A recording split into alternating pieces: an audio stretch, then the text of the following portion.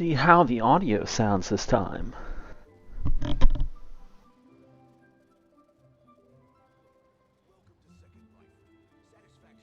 How the audio sounds this time.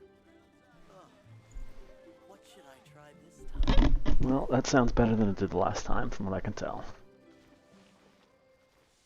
Oh boy. I have not played this in like a solid 2 weeks.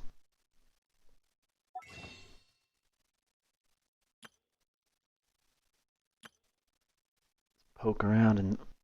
oh no! I don't have nearly enough for that.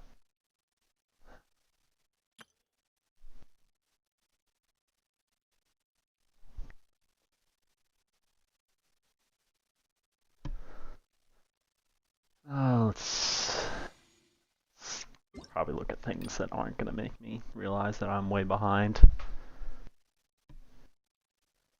Like this.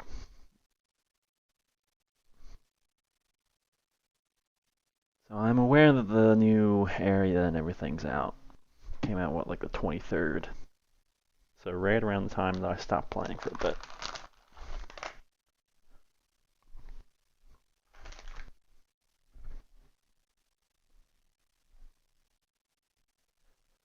Characters. Probably some new things to grind out, as always.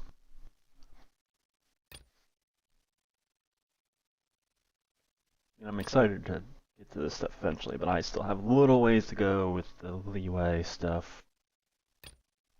I think I'm towards the end of it, actually, from what I remember. I just got to level up to like level 30 on my or like level 35 on my adventurer rank. So that's going to take a little bit. So today's grinding. New event.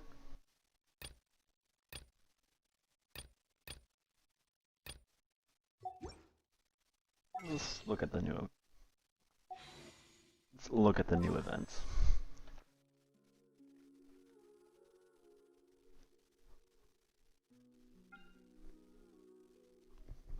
Okay.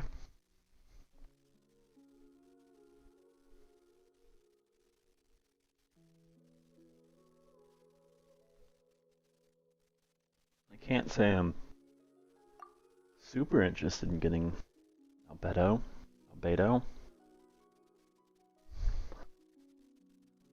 But better chance of getting her is at least something.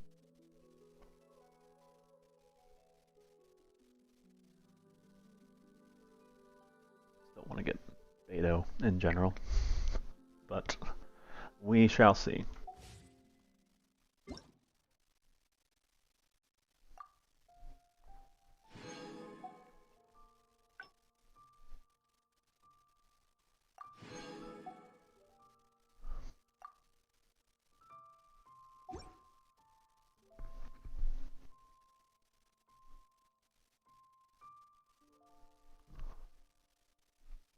Wow, less to look at than I thought. Ah.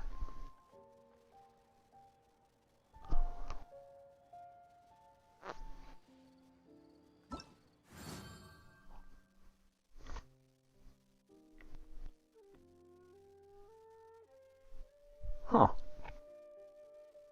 Okay.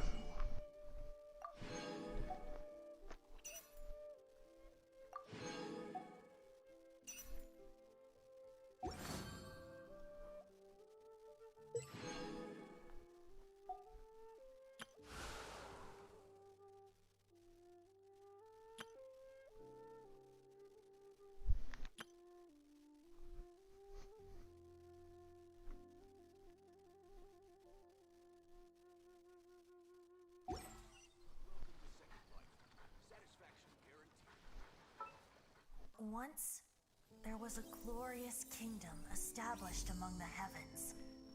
From that kingdom came a crowned heir, tasked feel with seeking out the Genesis Pearl like from the I kingdom of would darkness. enjoy being able to skip this because I'm pretty. First There we go. crowned heir began I'm pretty sure that's the same cutscene as it is every time.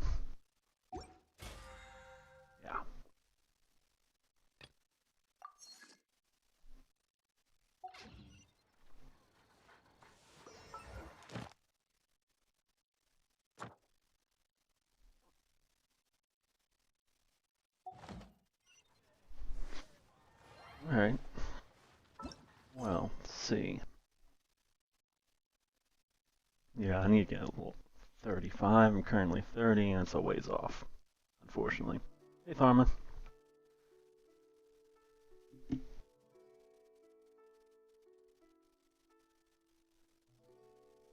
Only just hit level 30 like the last time that I played, which was like 2 weeks ago. I did get. I got this guy like 3 times in a row, which at first I was very annoyed about. I mean, still slightly annoyed that I got the same character 3 times in a row, not like, somebody new, but I actually ended up. I like him a lot so far. He's probably my strongest character right now. Yeah, I remember you, Tharma. You're the one that usually jumps in, if I'm not mistaken, correct?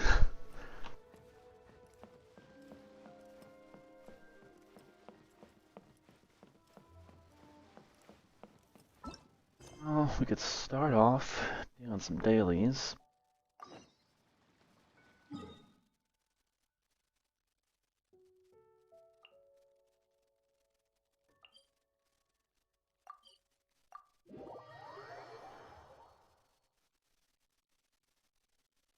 I haven't played this in like 2 weeks because I was busy doing video stuff, but... And the one game that I have been playing is something that's also for the sake of a video, but it's a little ways off still.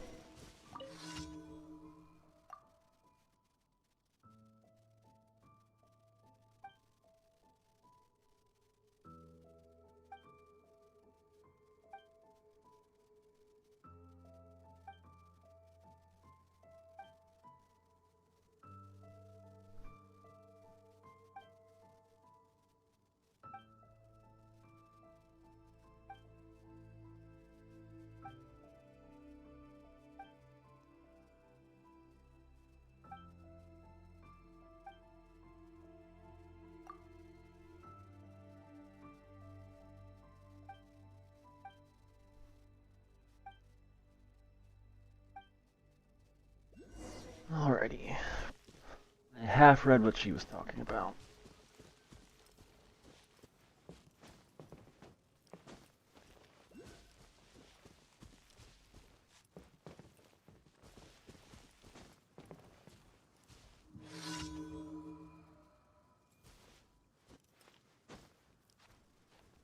Probably should have been more thorough in my reading, but oh well.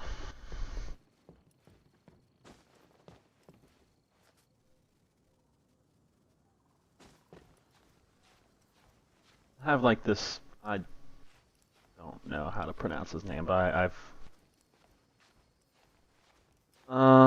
this is just one of the daily commissions. Whatever. Yeah, I never even grabbed that little thing. I have like this little dude because at least he is a heavy weapon person, which I've generally preferred.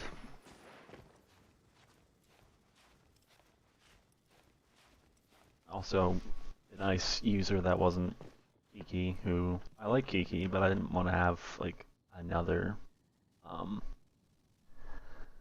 spellbook user on the squad.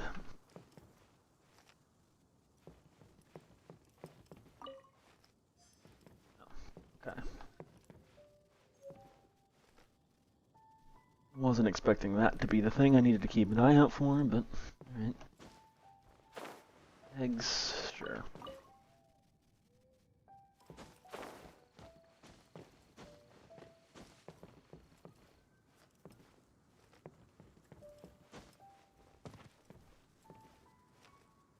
Elemental Sight. Yeah, I don't remember how to do that. I haven't played this game in like 2 weeks, and even then I don't think I used the Elemental Sight that much. Was it ping of some sort? Not the middle mouse button. Because it's like the Witcher vision equivalent in this game, or the Batman detective vision thing. I just don't remember how to do it.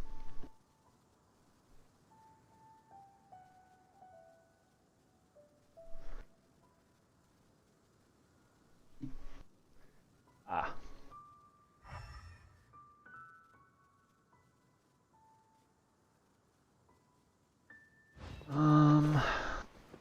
also forget exactly what things look like on here that I should be keeping an eye out for, so... I feel like there was a hotkey for that.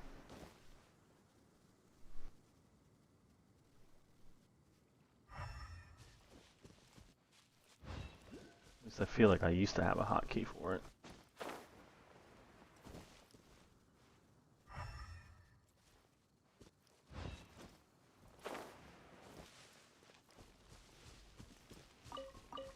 Might as well grab these.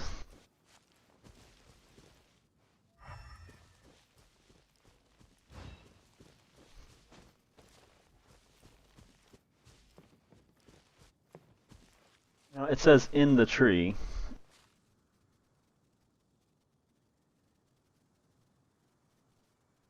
Okay, yeah. It says in the tree, which maybe not the word they should use. On the tree is probably more accurate, but whatever.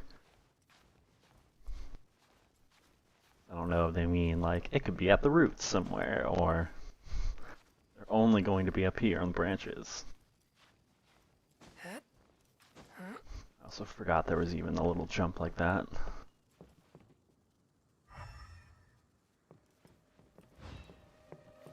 Yeah. Easy to miss. There we go. Alright. Well, thank you for reminding me how to play this game.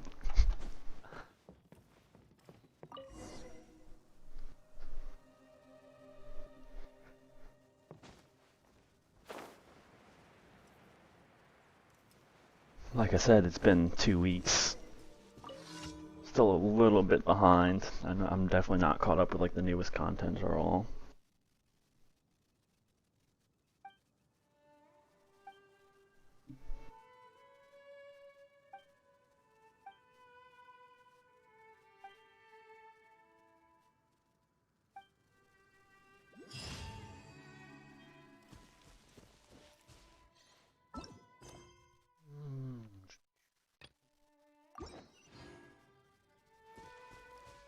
Yeah, we can run there.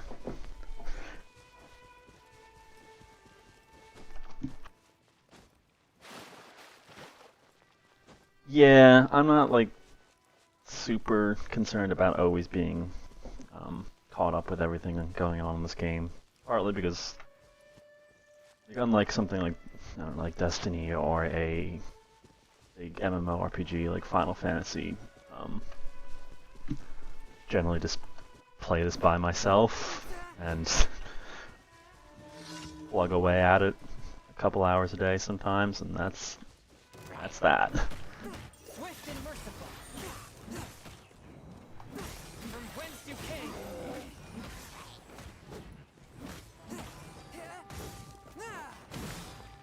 Just gonna get the heal. Oh yeah, there's a healer over there. All right, that answers that.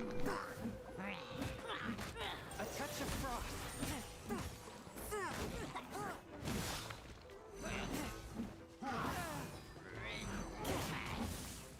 All right, asshole.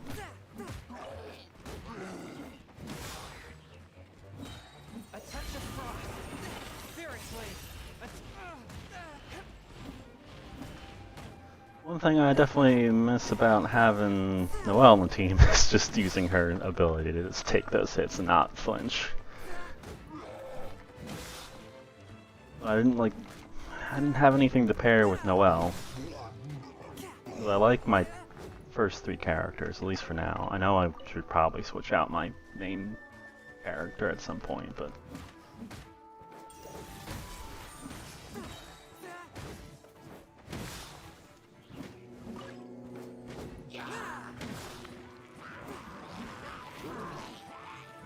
Submit for judgment. should also probably just get into the habit of actually remembering how to not play the combat poorly.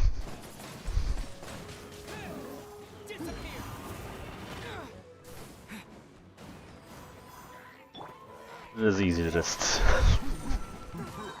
rely on him maybe a little too much. Submit for judgment.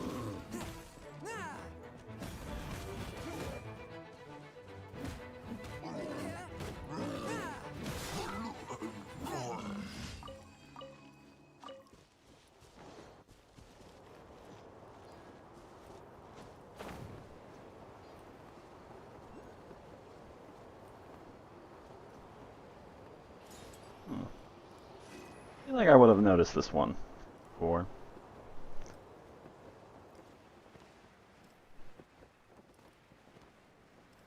Yeah, I definitely just want to. Um, I'm not even like I mentioned it before, but I'm not like super concerned about playing the game as optimal as possible. It's just not how I approach games, generally speaking, and also just this is just more of a semi-mindless thing for me. From whence you came. Which is why I just want to get. I mean, I would like an electric character, and I would like Beidou, which just hasn't happened yet. I get so many ice people. I got this guy 3 times in a row. I can't believe that I was that unlucky. Where's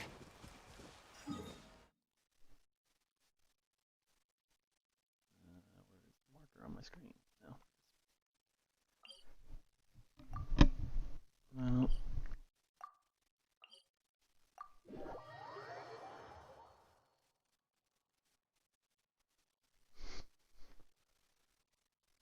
Yeah, Smarty, it's kind of the perfect game for that. Like, I'm not like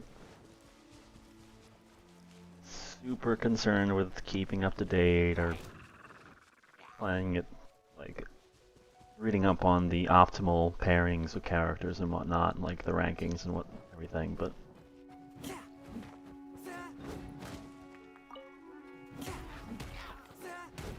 it is something that I can when I'm not busy with other stuff. But like it was a solid month or so when this first came out where I was playing it pretty much every morning. Like an hour or two.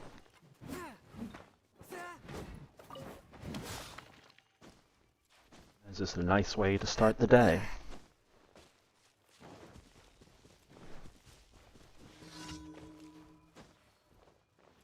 Okay.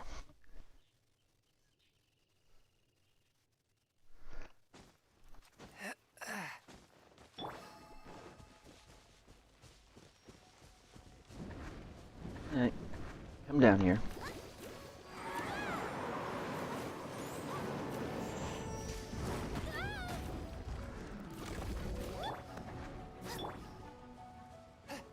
Come on.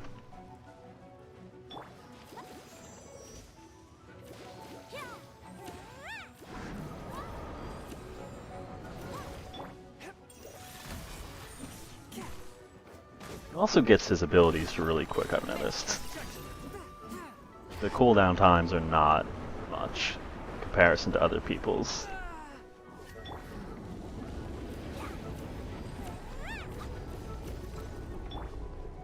One with my blade.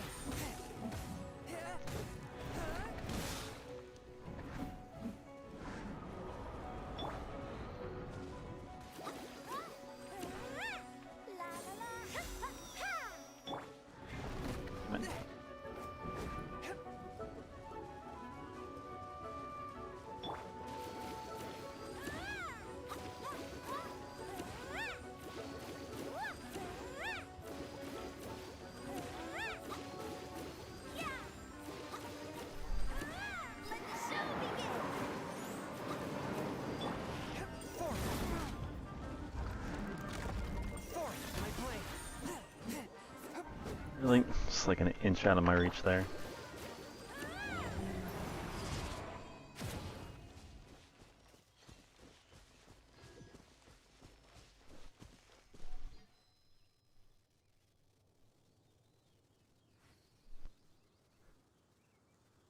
Yeah, that is the gist of it.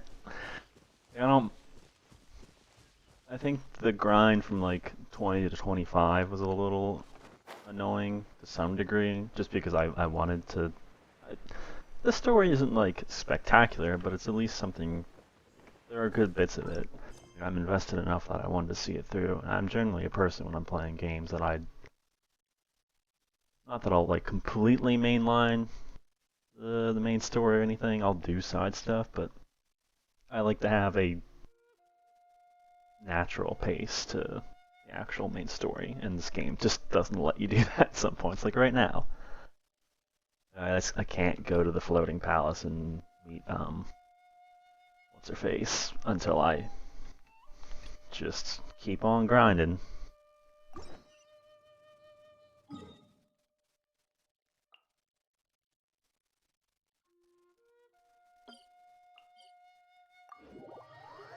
Which isn't. What got me into Genshin? I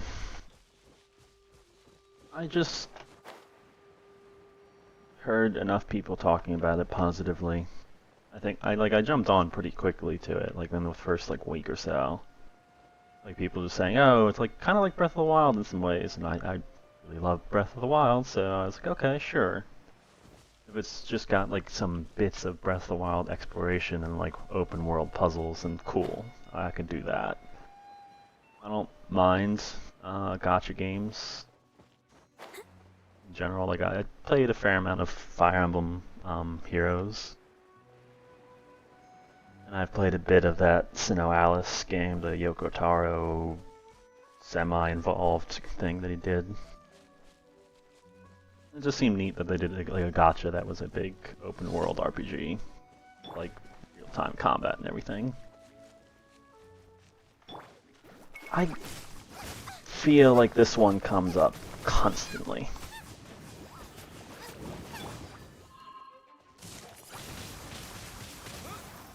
Disappear.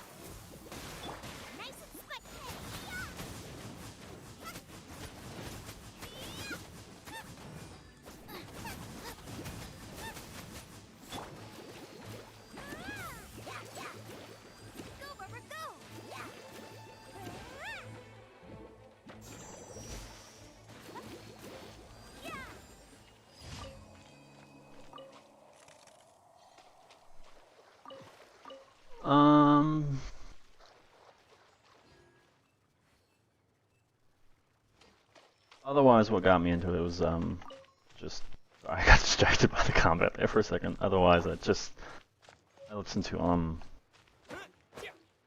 Waypoint, which is a podcast from Vice that they're pretty big on it, especially when the game first came out. I think they still play it, but they are opinions that I greatly respect. So hearing them praise it, figured it was worth giving a shot. Do I think I would do a review on it? I don't think so. I tend not to do like just reviews in general.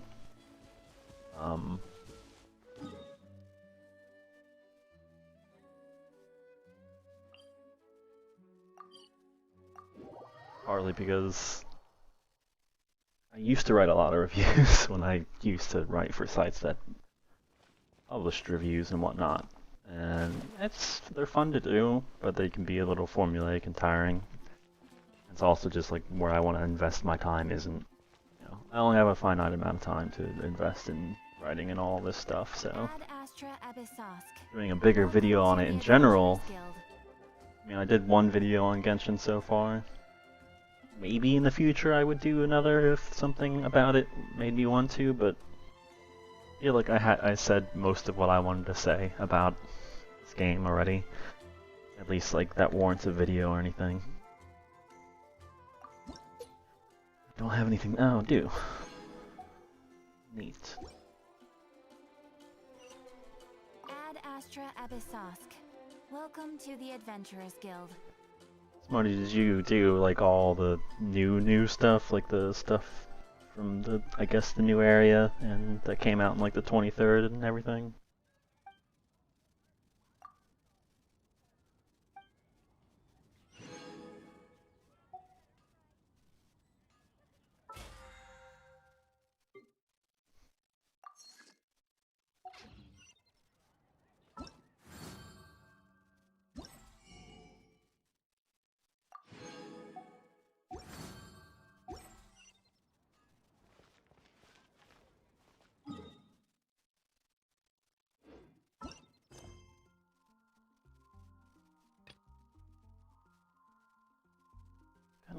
gonna do one of these bigger story quests just because they tend to be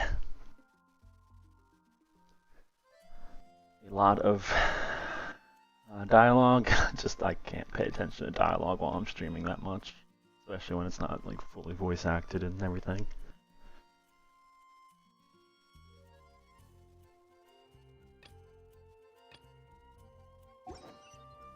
So for now, let's see.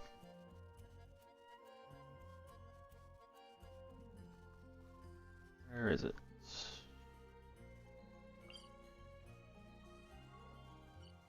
Usually a blue one as well of these thingies that I forget the name of. Yeah.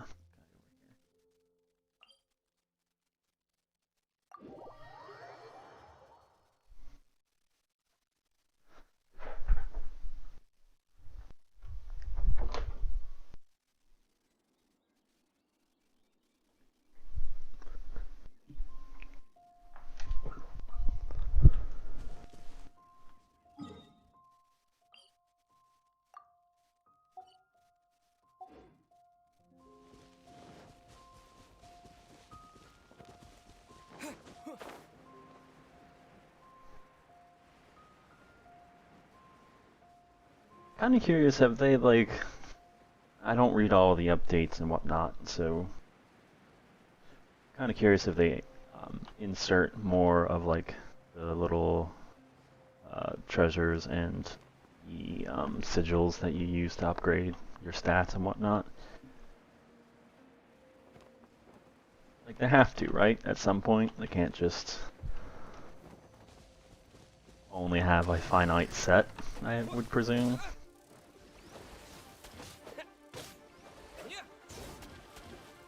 Goddamn things.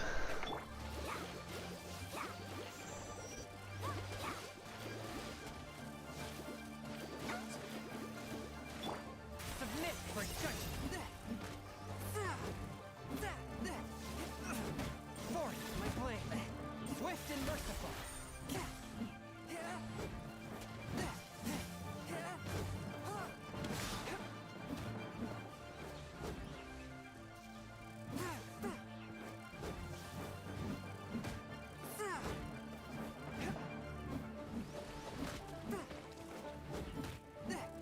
Swift and merciful.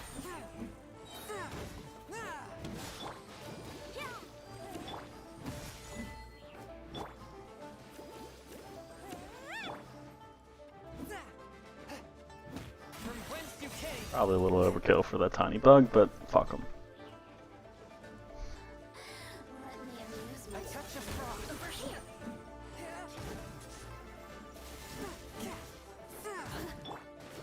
Come on, we can do it! Blink!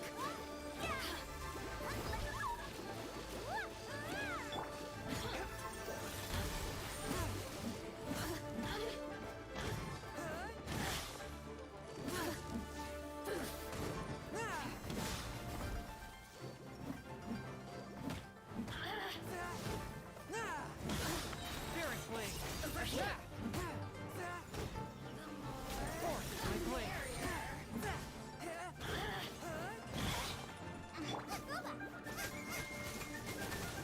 Wrong target.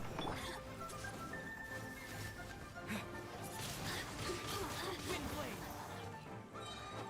Over here. Force my blade. Let me amuse Spirit myself. blade. Over here.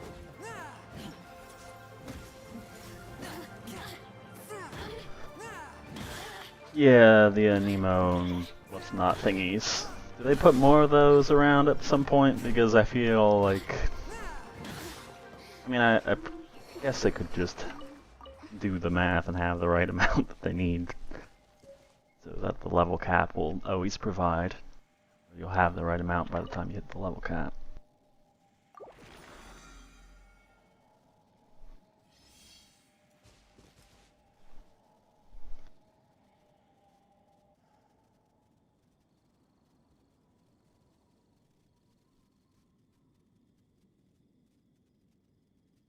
I would say that you sped through it. That's impressive that you. I mean, if it's the thing that you're spending a lot of time with, I guess it makes sense that you're able to get through it so quickly.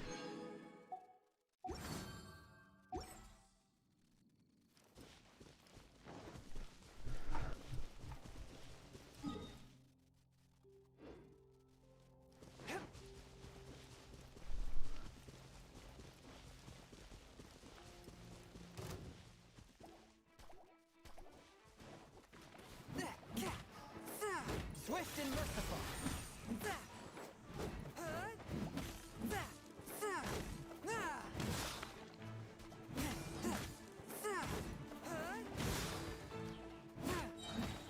Seriously.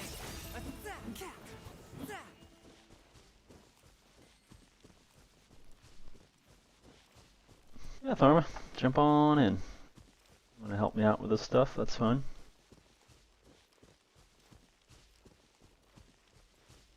Yeah. Yeah, well, I'll take your word for it that there are a crap ton of those things around the place.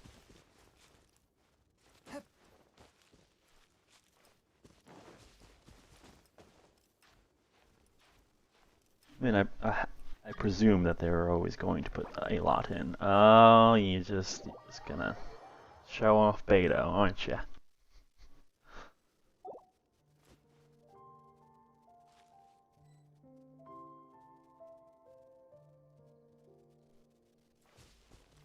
Has your icon always been Beidou?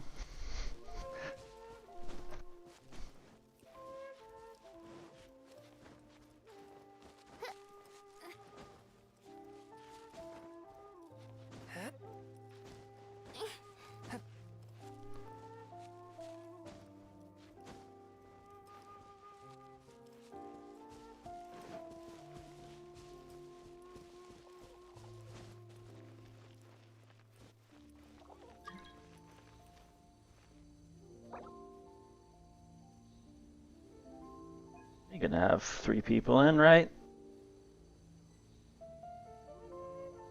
I was Razor before.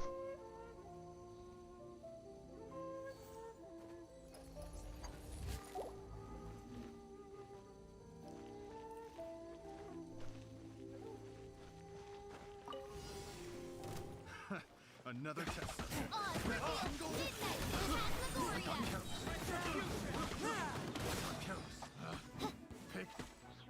Alright, 3 of us can just tear right through them, I guess.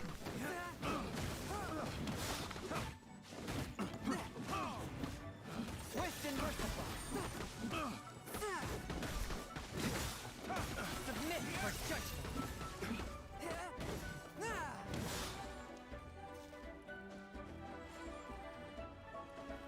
Alright. I was kind of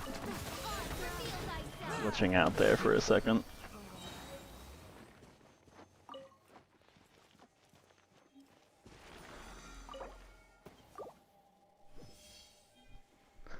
Yeah, I guess there has to be some sort of max.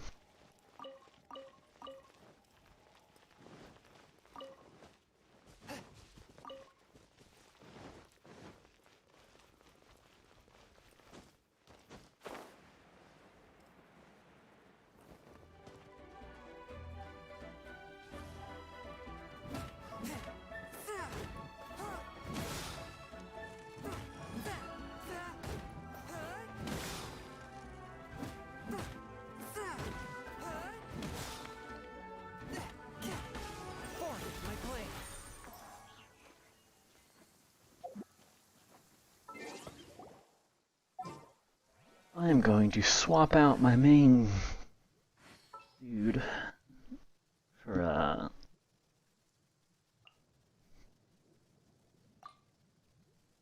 Barbara.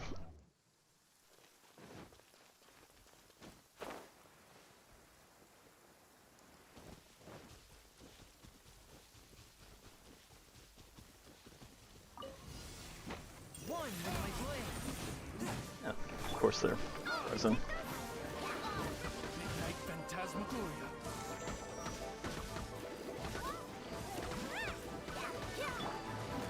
Submit for judgment.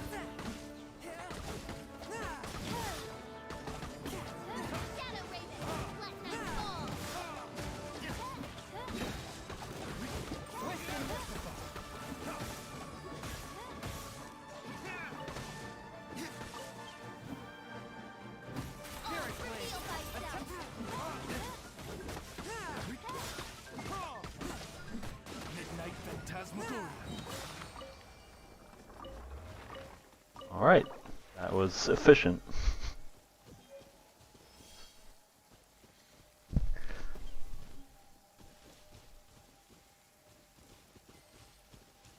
It is nice playing this again because other than the game that I am playing for the sake of making a video, I've been trying to like find something just to play more casually. And I tried out, because I've been on a Star Wars kick recently, I tried just, alright, let me see how bad Star Wars Battlefront 2 is, the one from 2017 that they may or may not have caused some legal issues.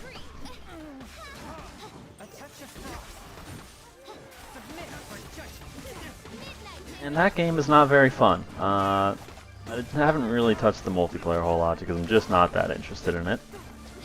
It seems like it's a lot like the first game's multiplayer, where it's fine, like it has good presentation, it sounds and looks like Star Wars, but like it feels like, playing it feels like a real entry-level online FPS, and that's not something I really want.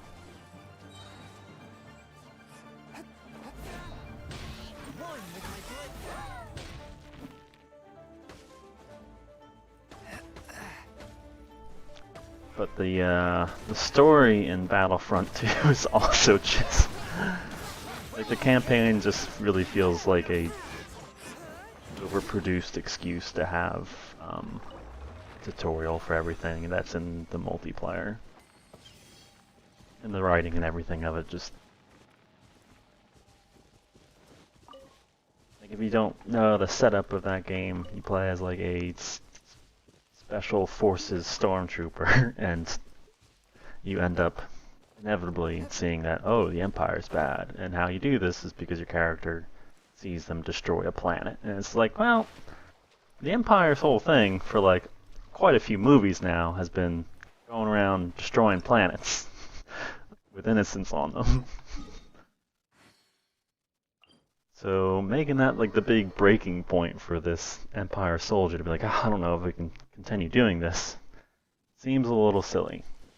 Even if it is supposed to be their home planet. Like, they try to rationalize it a little bit, but it just doesn't work.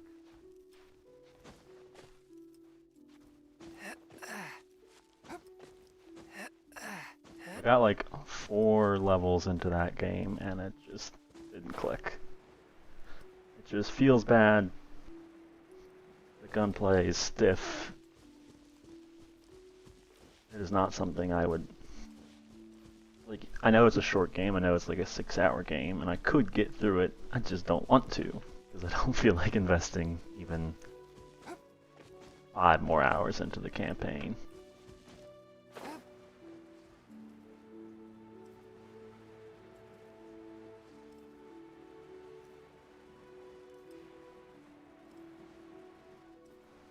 But I have EA Play, the EA's version of Game Pass and all that. So I have a bunch of options for shorter games and then Star Wars stuff too. So I think I'm gonna try and get to like Jedi Fallen Order, which I know people are pretty fond of that game, and it seems like something I'll like. I enjoy From Software stuff well enough, and if that game's just like an easier From Software game with set in the world of Star Wars, that's cool for me.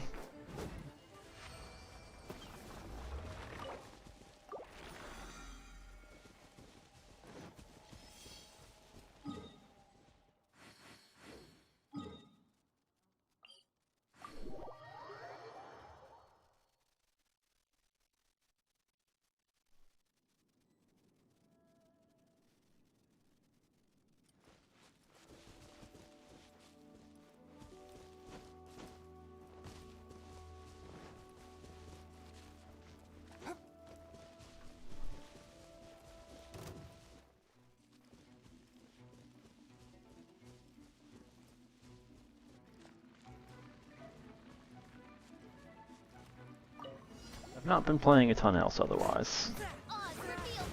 Finishing up the last video took a lot of effort. Kinda hit a point where I just wanted to be done with it, and I was only like halfway through the editing process. From whence you came.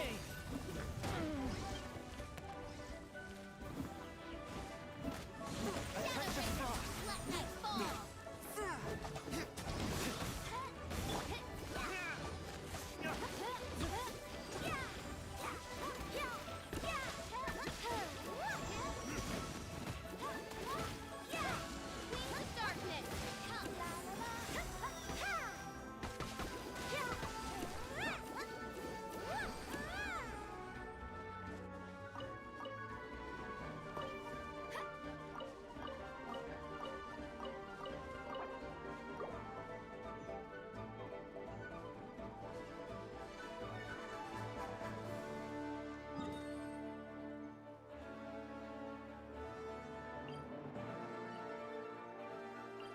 This one's way off. Off to these little islands.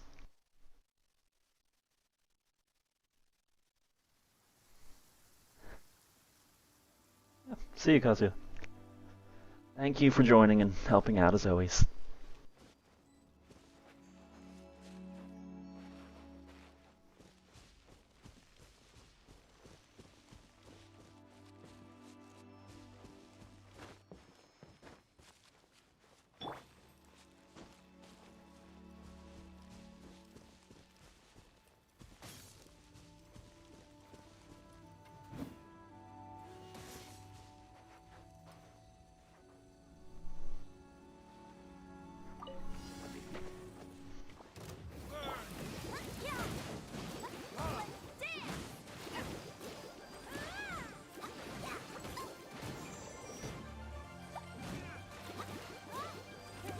I'll just let your fire take care of most of this.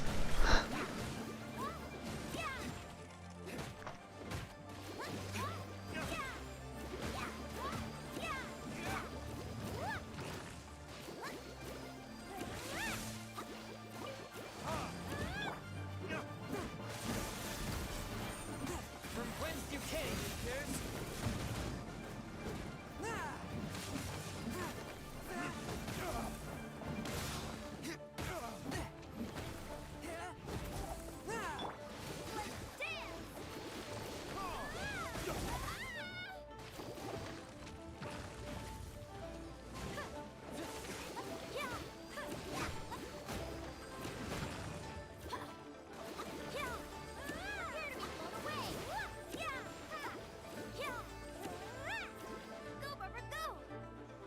Alright, well that one's taken care of.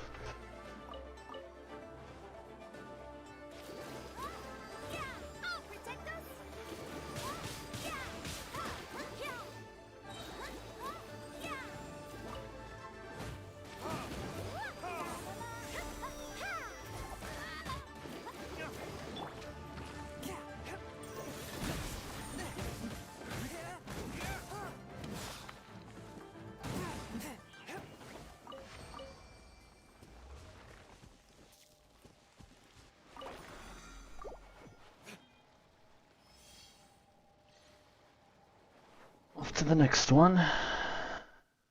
It's across the island here.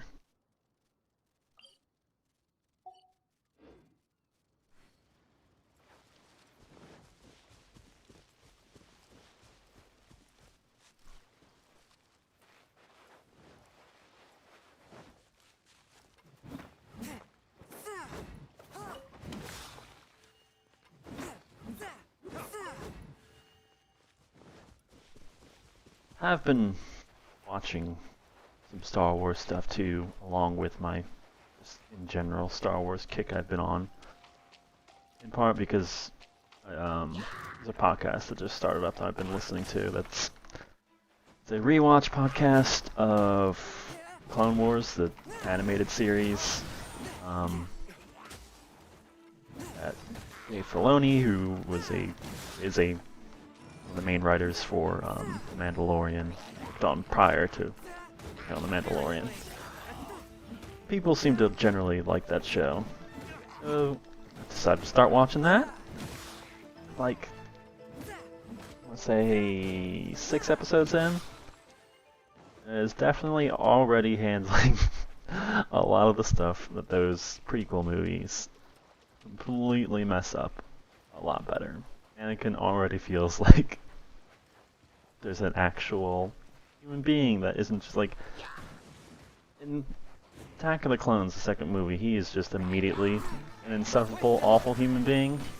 So like, it doesn't really feel like he's falling from grace or anything like the movie wants you to think he is. He's just immediately a creepy, like, shitty teen that... He has a line about, like, oh, well, people, if the government can't agree to what we should do, we should just make them agree. Just, you know, just somebody should just be able to make them agree. I'm like, oh, buddy, that's a dictator. I don't know that we want to mess with that. So, like, I never felt genuine that, like, he was really someone who was falling from grace, or even, like, that the Jedi wouldn't just see him in the way that he acted and be like, oh yeah, this kid's screwed. You gotta deal with this.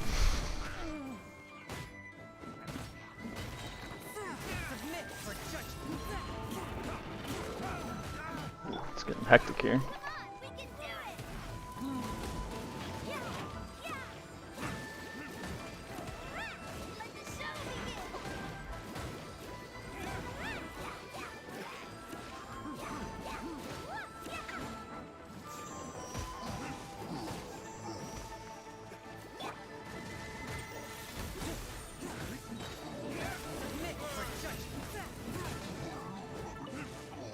Alright. That was a little crazy for a second. Here, this jerk.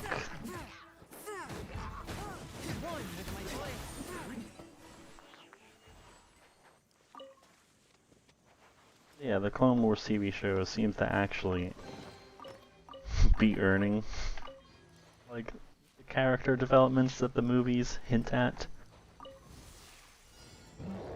Although I don't like the way that that show looks. Like, just the general 3D style of it. Not that I'm opposed to 3D animation in general, but...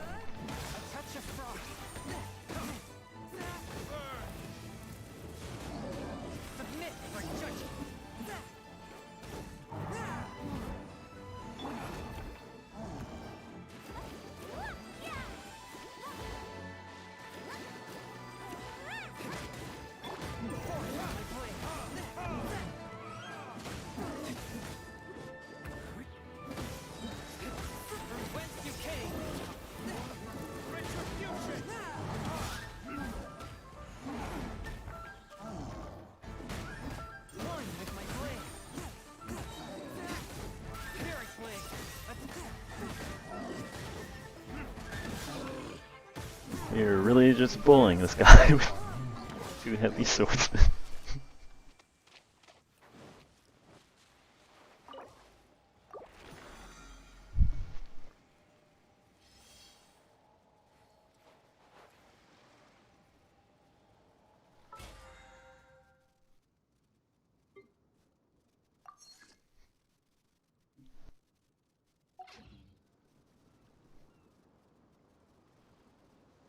Yeah, the Clone Wars TV show is enjoyable so far. I know it only just wrapped up, like, what, like a year or 2 ago, if I remember correctly. I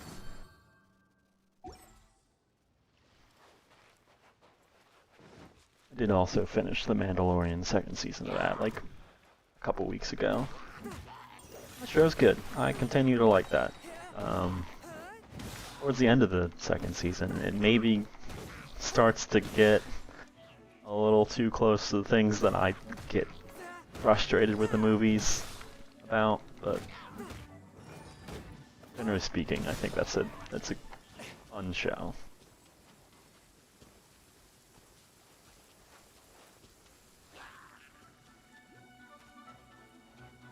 Please don't shoot me while I'm out. I should have been paying attention there. not realize I was out of stamina when I jumped in.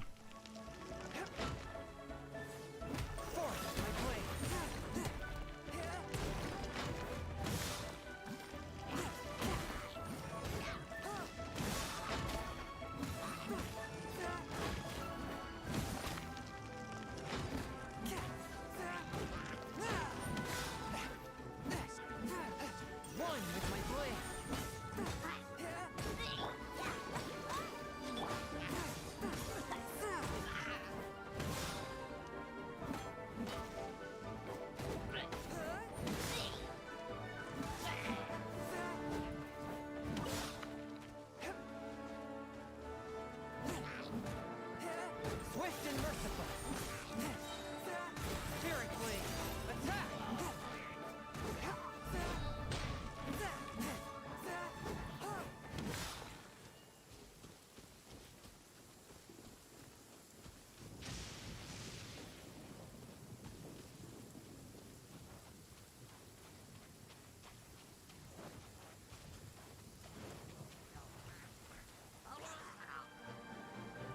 Don't have to fight. Y'all were just dancing. I'm fine with that. I will be on my merry way.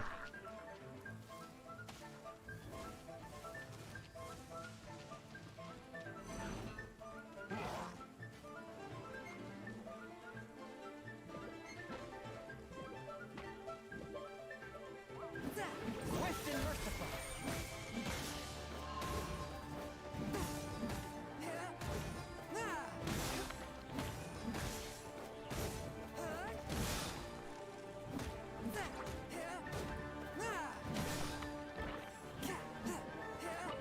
Swift and merciful. Submit for judgment.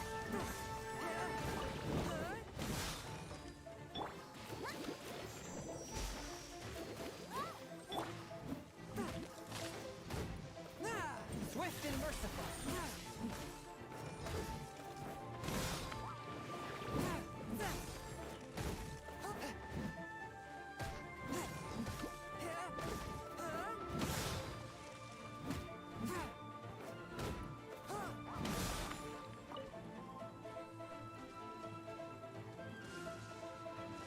Guy seems to be having a fun time just hurting himself over here. Getting hit by electricity. Submit for judgment. I don't know if it's lightning storm involved in this, but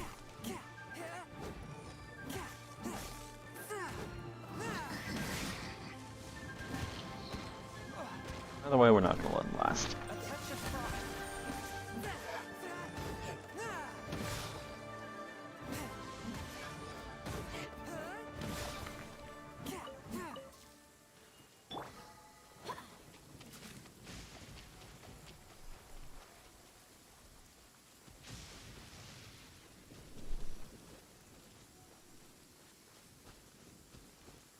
Ah, I should probably deal with her first, so that I don't have to deal with her and the... Here to play. Let's dance!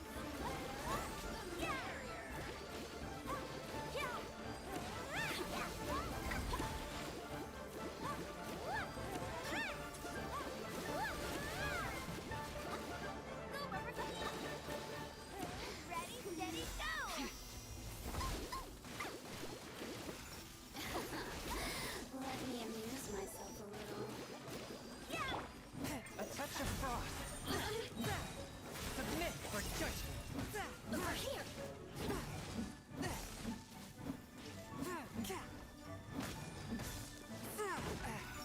The more, the merrier.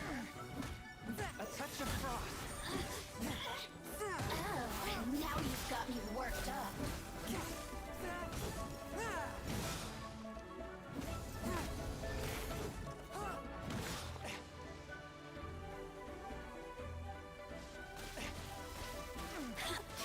Okay, that's not good.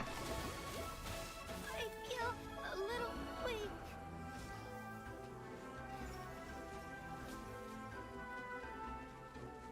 Just give me a hot second here to revive my character.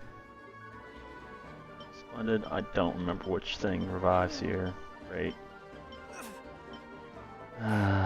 gonna die. That Yeah. trainee. Oh. Hmm.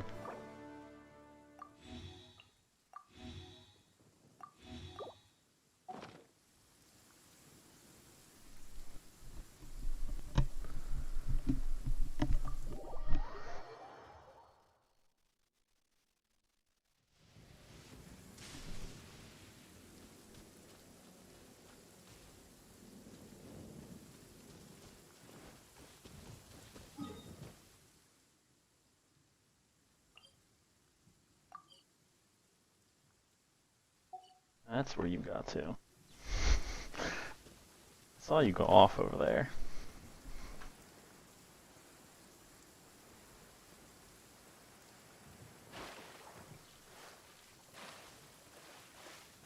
Just let me get to the shore.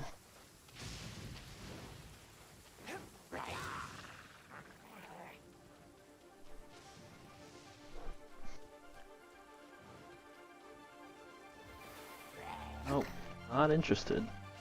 Really not.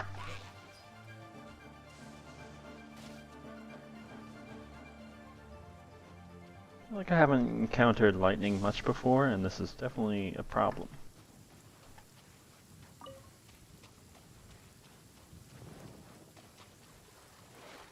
Alright. Thank you for joining.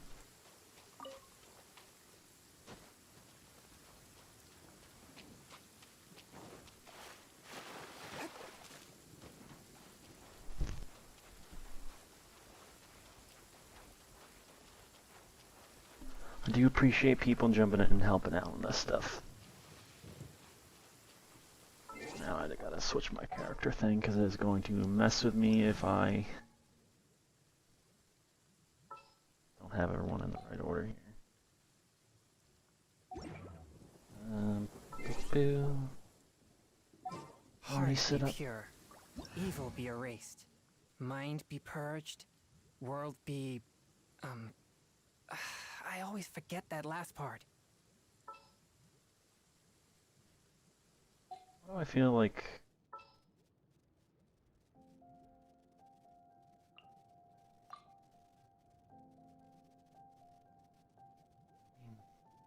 there used to be arrows on the side of this and I could switch teams, right? Yeah, the lightning, I don't know if it's something new, but it definitely did not help during these fights.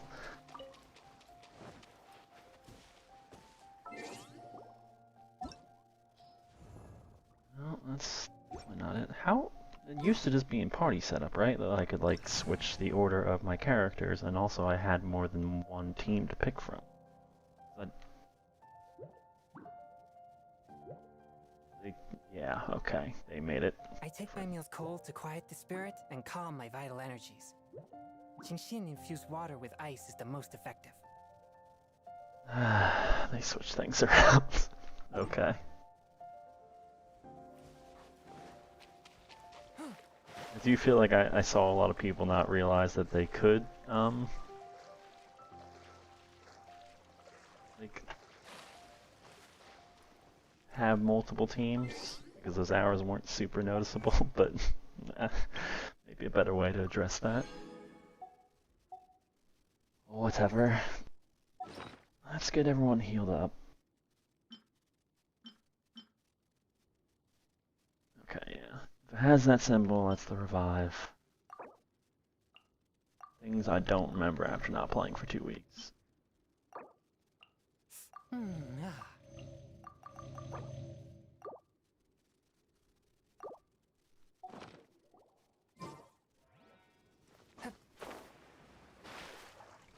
She's still over here, isn't she? Yeah, I was mostly just using one main party, but it was nice to occasionally, like when I wanted to grind with some characters that I liked, but didn't have my main party, it was convenient to just be able to quickly switch, but...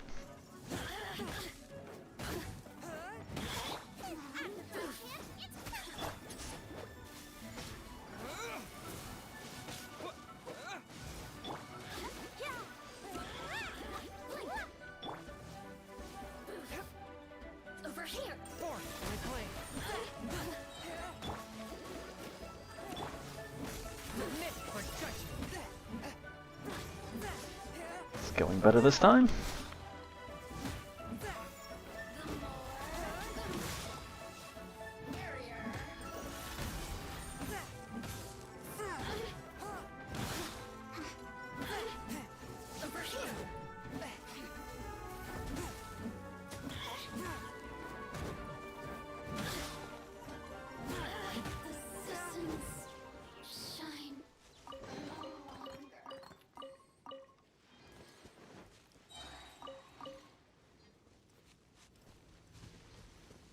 Alrighty.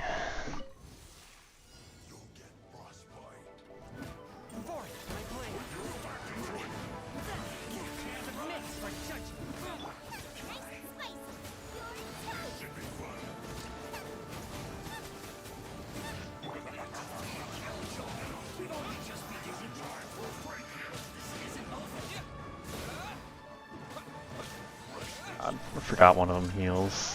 It was inconvenient. Need to break these guys then.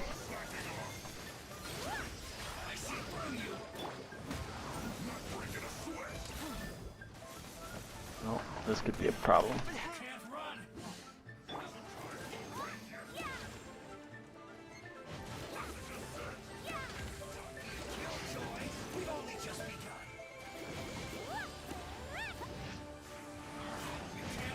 Oh, I'm forgetting the optimal way of taking these guys on, other than I know that I probably need more fire, and jungling's not super... Yeah, the Fatui are a pain. Especially because I don't have, like... Jungling is my one good fire person right now, so... Maybe just try to isolate and finish them off one at a time.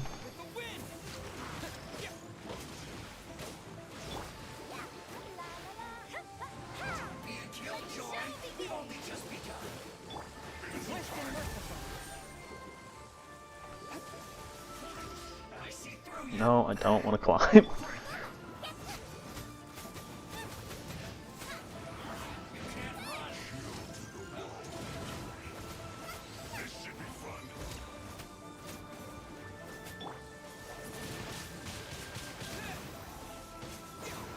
Their shields are super strong too here.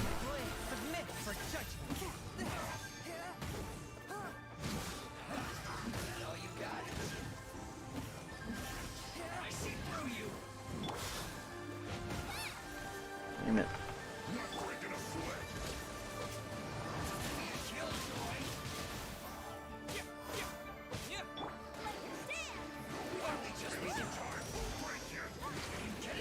I think I got that one at least. Jungling healed.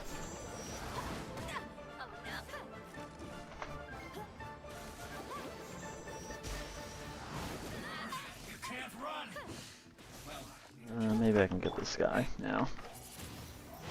The character I thought I switched to.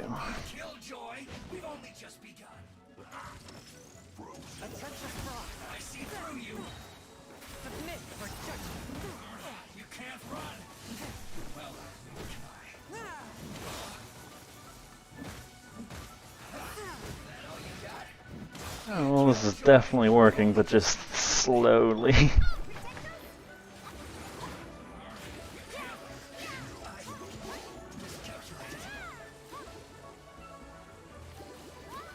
One of them should be easy enough to handle.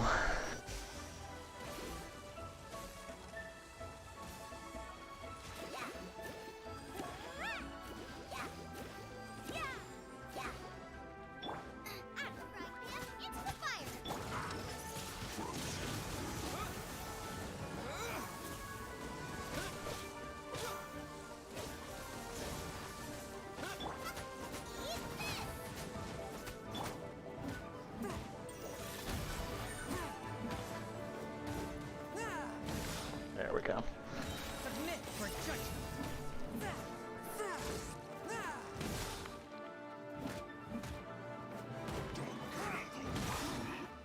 Alright. Really? God damn it.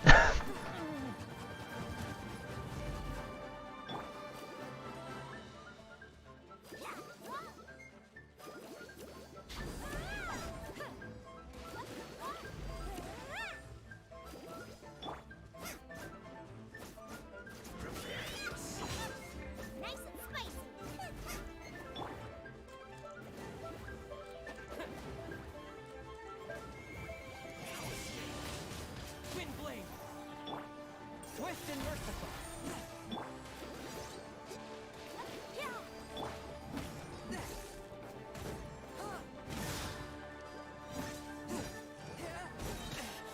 Submit for judgment.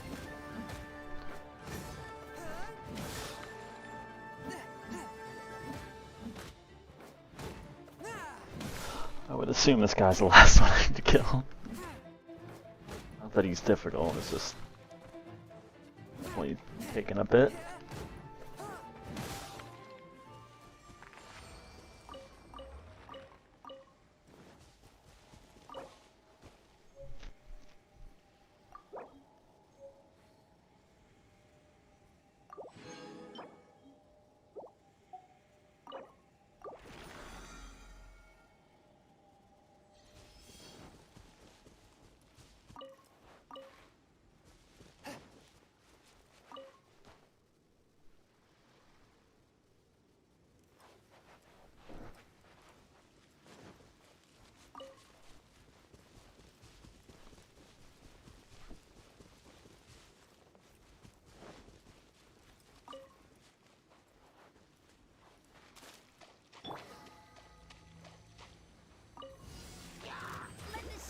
There's somebody's water.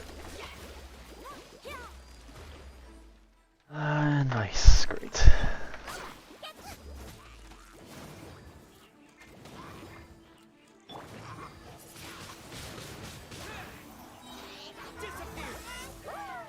Oh, you bastard. Should have just used it on these people. Get rid of them. Tired of being frozen. No, no, no, no, no, no, no, no, no, not like this.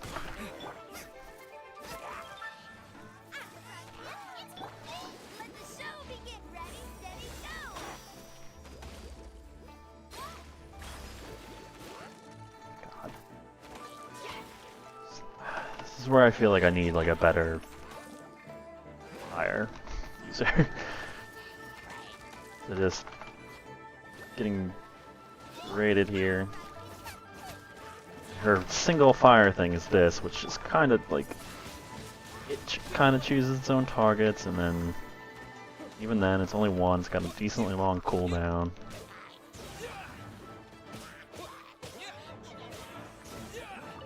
Okay. Now we can handle this.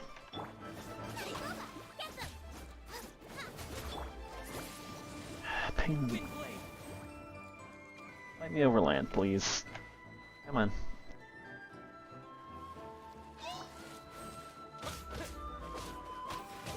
Swift and merciful. Submit for judgment. Asshole.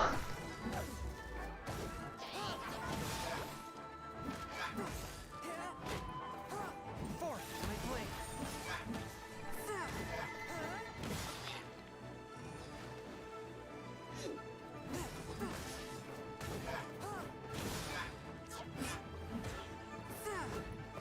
Ah, good.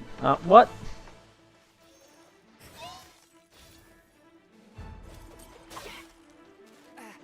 A touch of frost.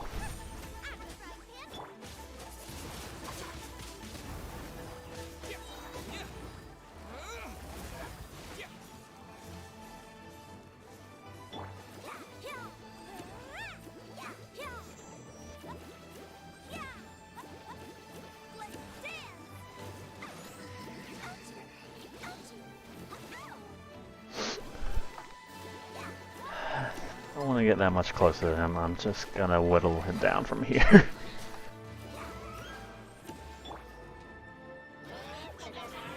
Of course, he has his shield back.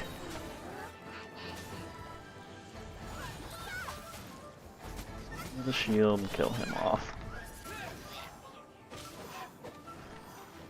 Alright, now these assholes. One with my blade. Spirit blade.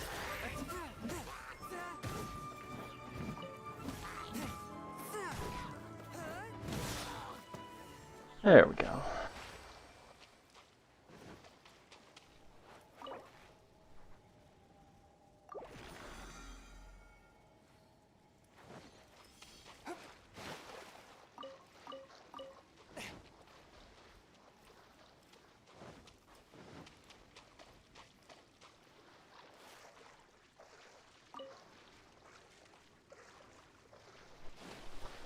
Let's see, I'll probably play for like another 15 minutes or so. We're getting back to working on either script for the next video or playing a game for the video after that.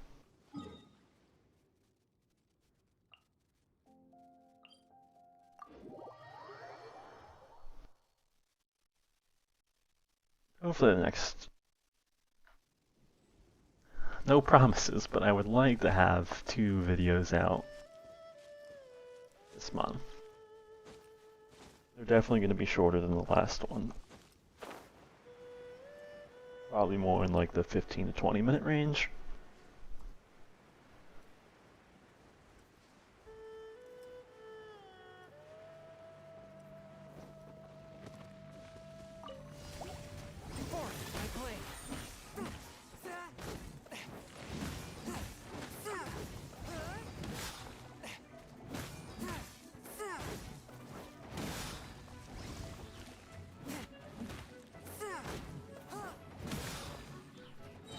Yeah, new videos, hopefully. I think I'll be able to get both out.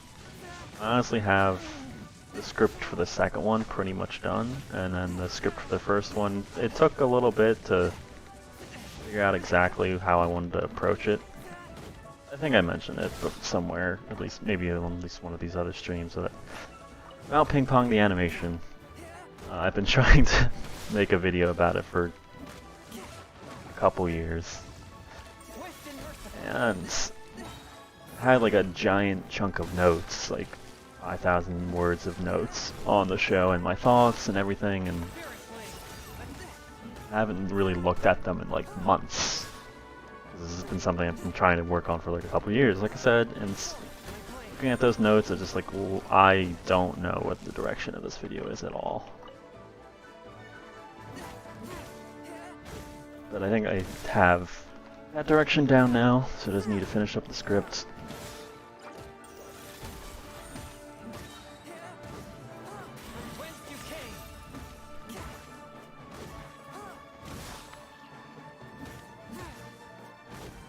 I'm happy to finally get to a video on Ping Pong, because I like that show so much. And there's like a handful of anime that I've like had a list of, like, when I started this channel.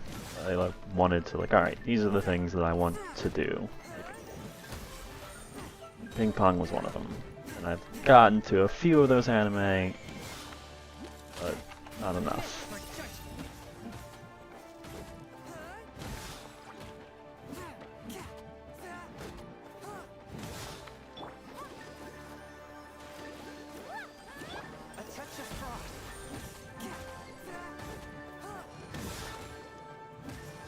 Yes, I am American. Thank you. I'm pretty sure Billy would be your name, if I'm remembering that logo. Ping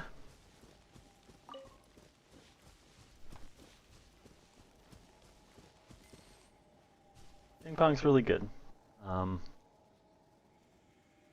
It's probably my favorite Yuasa anime.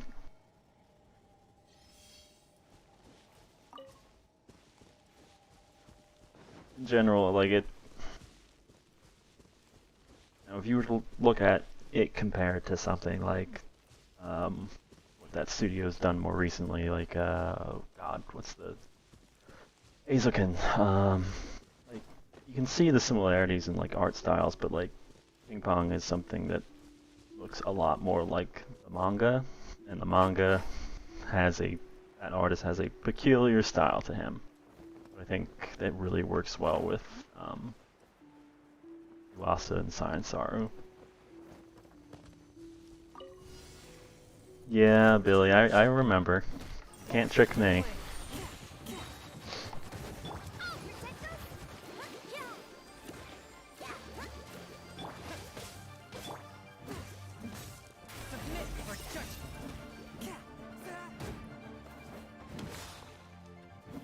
Bastard went invisible.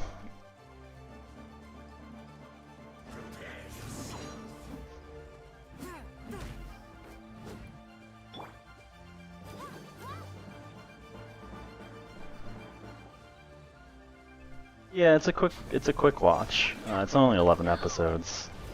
I'm not gonna get super spoilery with the video, but as I always do with any of my stuff, it kind of just...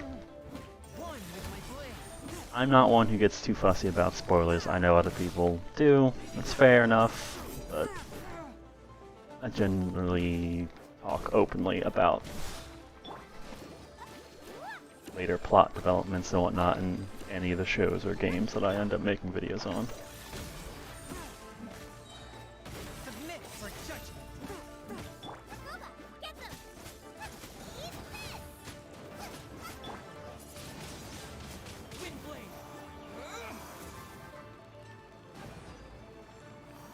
Even need to wrap him up in that tornado.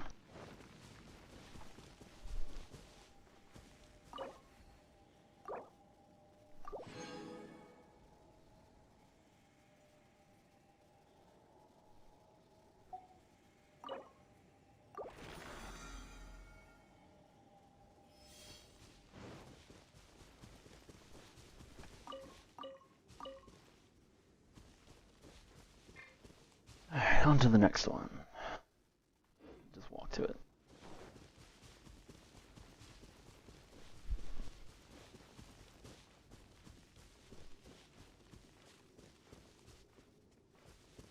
But yeah, a good rule of thumb is if you're sensitive to spoilers, most of the time my videos are going to... I don't just outright have a spoiler warning, but I feel like I do a decent enough job of, like, as I'm writing the script, I try to make it obvious, like, hey, I'm about to talk about some later developments.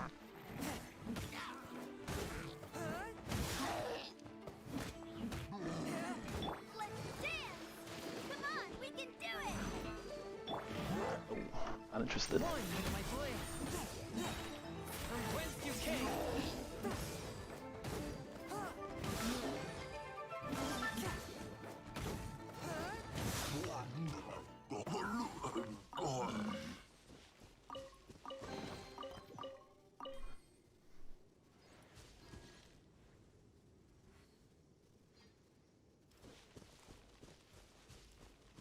Now the video after the ping pong video will just be obvious that it's going to be spoilers right away, because I'm going to be talking about the end of a game, and it'll be obvious from the get-go, so... It's also like a 10-year-old game at this point, so... That's fair. I'm, like, the complete opposite Smarty in that a lot of the times... I don't mind being spoiled on things, because sometimes I find that, like, if a good critic has some interesting things to say about a game or whatever, and it requires him to spoil it to, like, really get into the meat of that, then I'm fine with that being spoiled, because then a lot of the times, like, those ideas that they're talking about and the way that they sell the thing that they're talking about ends up being what gets me into it.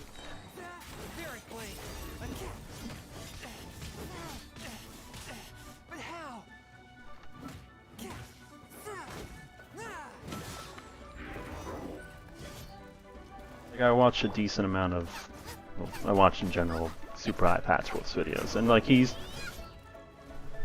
give heads up, like he'll just have outright spoiler warnings for stuff.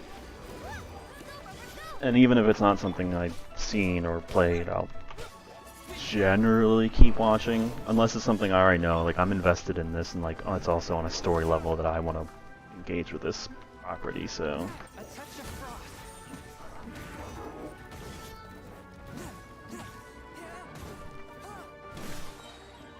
I also just find spoilers to mostly be indicative of like plot development and not often much else. And that's not generally something that's like, Jesus. Generally not the things that are like most interesting to me, or like what I want to talk about myself that much.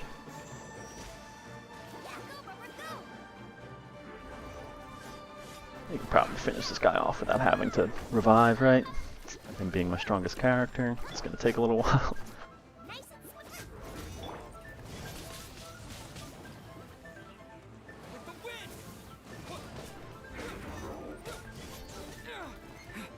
I get it. I understand why people don't want to be spoiled on things. Like,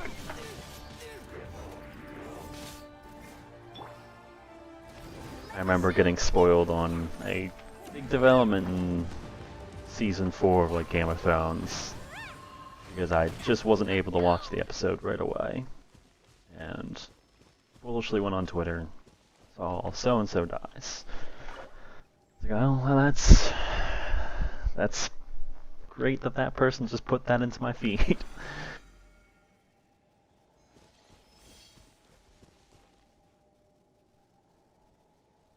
Because sometimes those plot devices and sometimes spoilers, I think there are games that tend to be the things I'm most concerned with spoilers about. Like, specifically mechanical spoilers, like, if you know the thing about Nier Automata, or the thing about, like, the Zero Escape series, or stuff like that, like, if you know the mechanical trick that those games play, I think that can somewhat take away from maybe the enjoyment of the experience of playing them.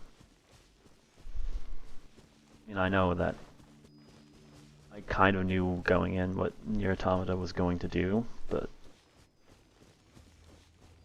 even then it doesn't faze me too much. Let's see, what's his face here?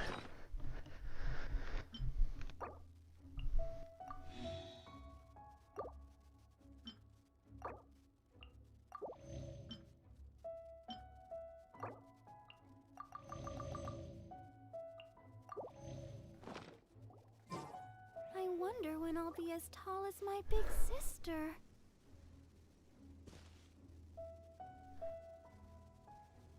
Yeah, that makes sense.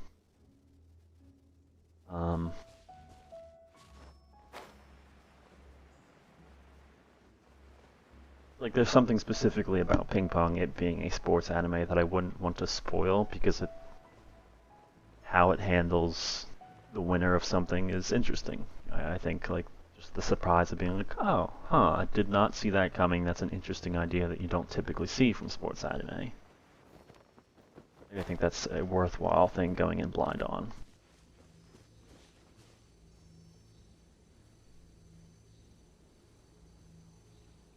Because, in part, that's kind of more of a, less so like a plot device about who wins, and more so a plot device about saying what winning means.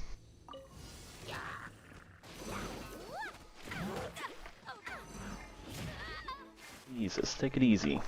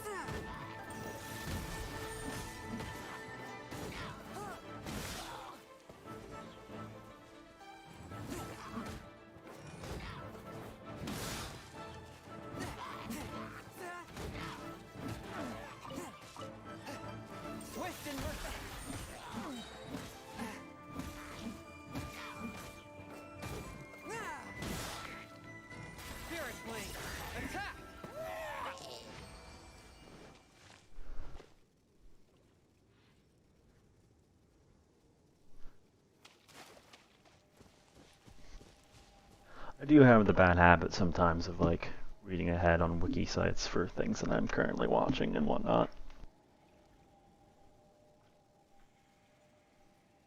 Or, like, specifically, if I feel like I missed something, I'll go look it up. Like, oh, let me just look it up rather than trying to rewatch an episode or something. And then I either accidentally stumble onto a spoiler or just keep reading through something and like I find it interesting, so I keep reading and reading, and then just hit spoiler town. No, not right now.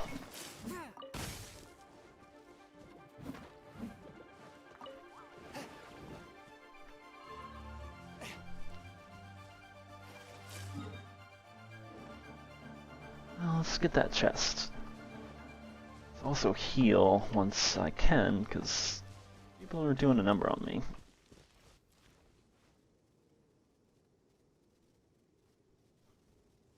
I think I had the hotkey earlier for inventory.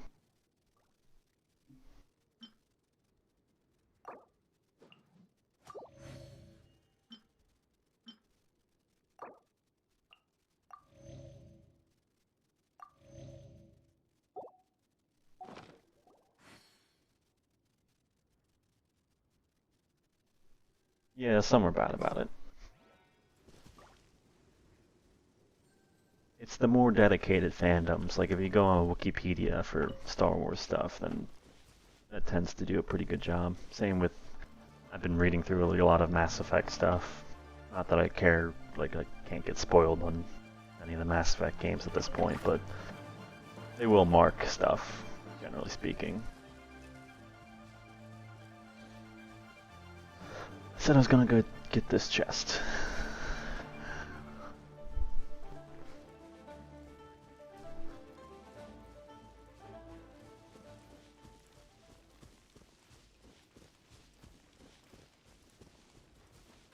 A touch of frost.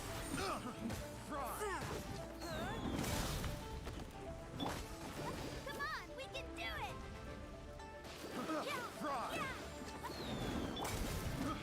I got careless. Picked. One with my blade. From whence you came.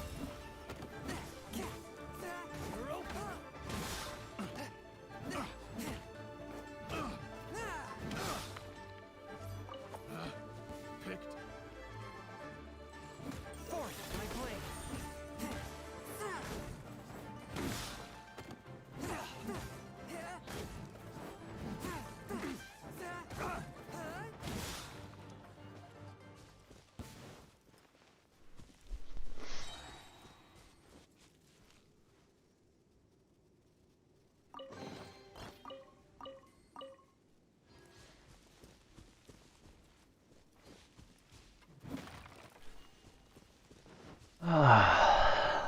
I said I was only going to play for another 15 minutes, but then again, it's just easy to keep doing these little things and slowly grind stuff out. I haven't even really been in this area, so at least like down in the riverbed area here. From whence you came.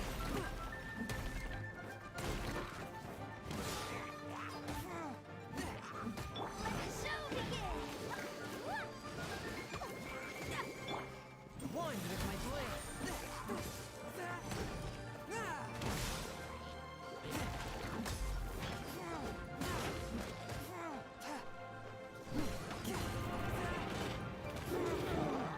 Yeah, people are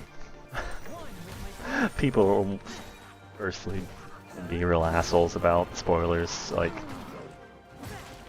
the amount of times I've been playing an online game, or watching somebody stream and just you see someone jump in chat. Like I remember that being an issue specifically with Game of Thrones. Like if somebody knew that that streamer was like into Game of Thrones and hadn't seen the episode yet because they were streaming or whatever, they would like jump into the chat and just like, here's what happens this episode, and like tag them so that they specifically see it, and that stuff's just annoying. I also remember the Walking Dead fandom was so bad about talking about who dies in any given episode of that show. It was a popular show, so plenty of people were watching it enough to have anything that people were talking about trend, just for everyone to see. So constantly it would just be the name of a character from that show, and you'd be like, oh, well, I haven't seen tonight's episode, but I guess that's who dies. That's not a show like I really care much about, even when I did watch it. But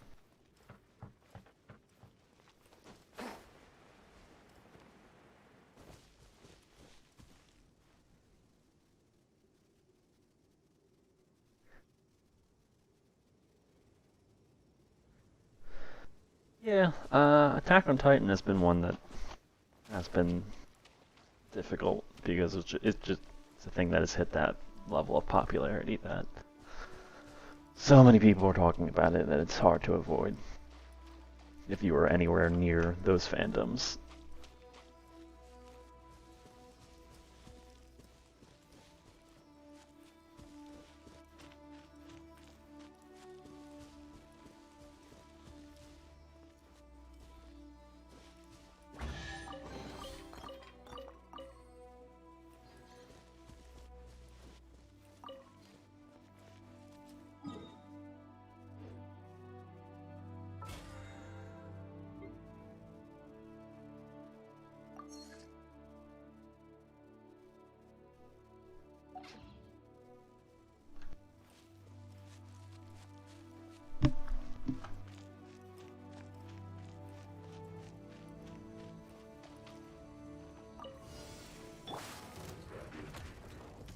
Uh-oh.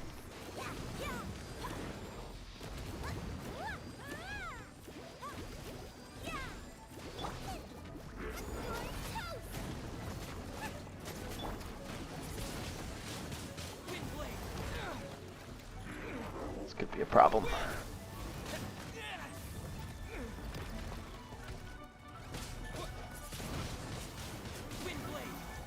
They're not that strong.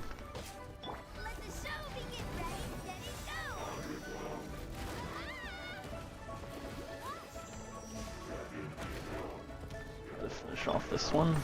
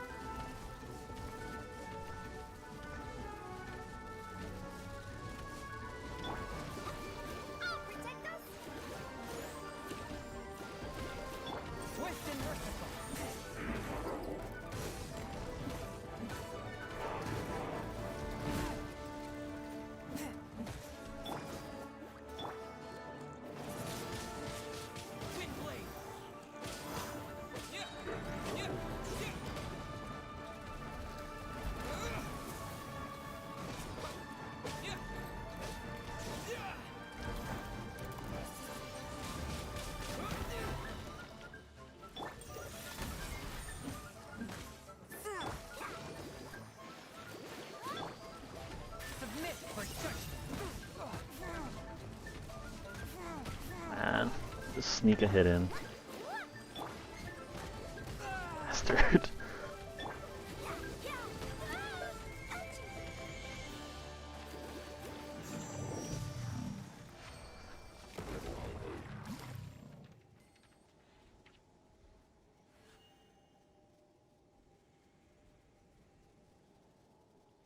Yeah, the Promised Neverland would be one that I would definitely, because that show is kind of all about its twists.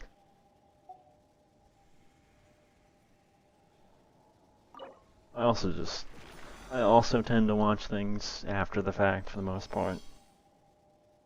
Not because I'm too worried about spoilers or like keeping up, it's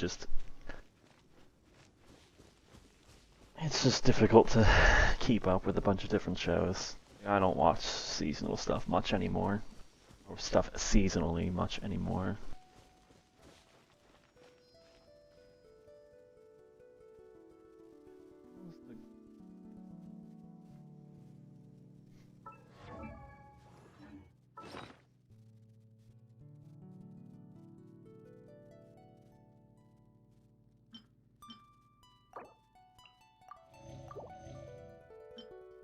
Everyone is working super hard. We should be too.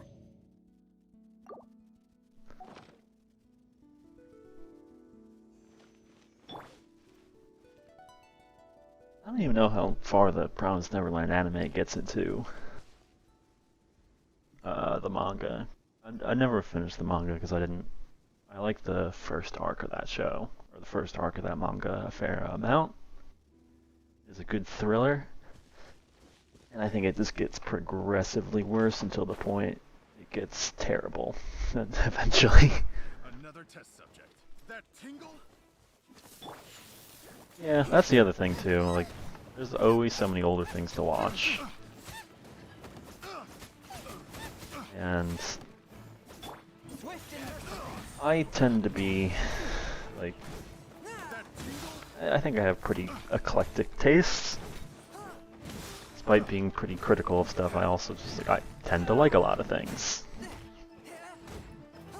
And I'm willing to give most stuff a try. There's just a lot of stuff that I want to get to.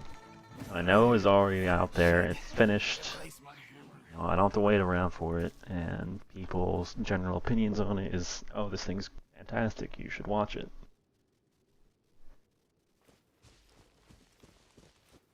And I've looked at it myself, and oh, these things look very interesting, they look very much up my alley, and I don't...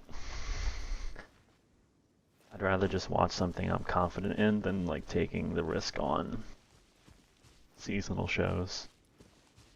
Because how I used to do is that I would just scroll through my anime list, like scroll through the winter season 2021 and just click on each show that had either like an interesting studio attached to it or interesting artwork, or, you know, I've already heard about some hype behind it. And then just, oh, hey, this show's written by so-and-so, or like, hey, these are the animators on it, and this, or it's this studio. And just make a list of like 20 or 25-ish anime from each season that I wanted to watch, and inevitably, like, most of them were not worth watching. Like, realistically, I probably picked, if I watched 20 to 25 episode 1 of different anime from a given season, I don't feel like fighting these people right there. Seems annoying. If I watch 20 to 25 first episodes of anime from any given season, then I probably didn't like most of them. There's probably like 5, maybe a half a dozen or so that I thought were actually worth sticking with.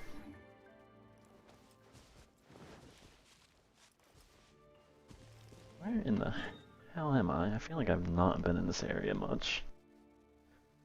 Oh yeah, I never even... I guess it's not gonna show? Oh, this is the new area, isn't it? Huh, I was not expecting that to be the... Is there more to it? Is that the only, like, is that the only new area?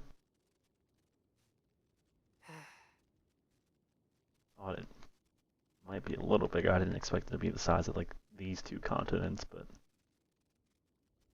maybe the equivalent of, like, 2 of these sections.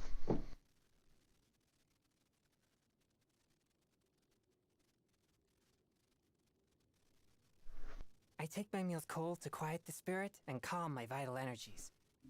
Genshin infused water with ice is the most effective. I find using Val scores to be kind of tough for me personally to do, because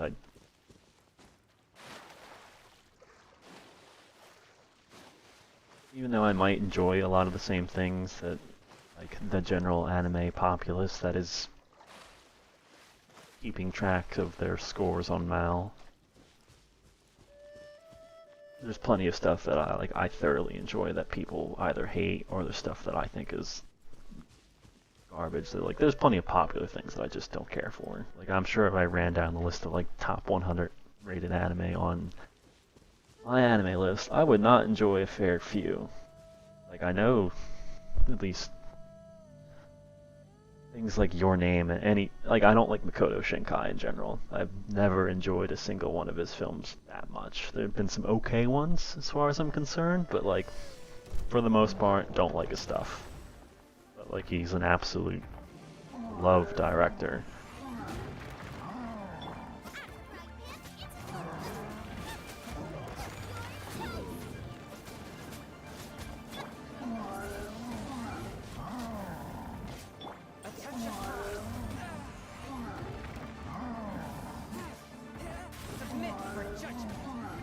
This guy's kind of mean.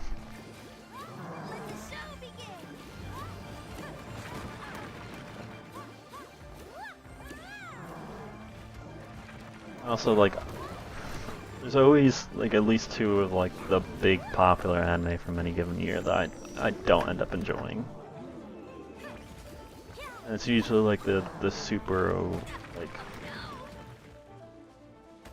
otaku weeby bait stuff, like a Re:Zero, for example, or what was the other one? Erased.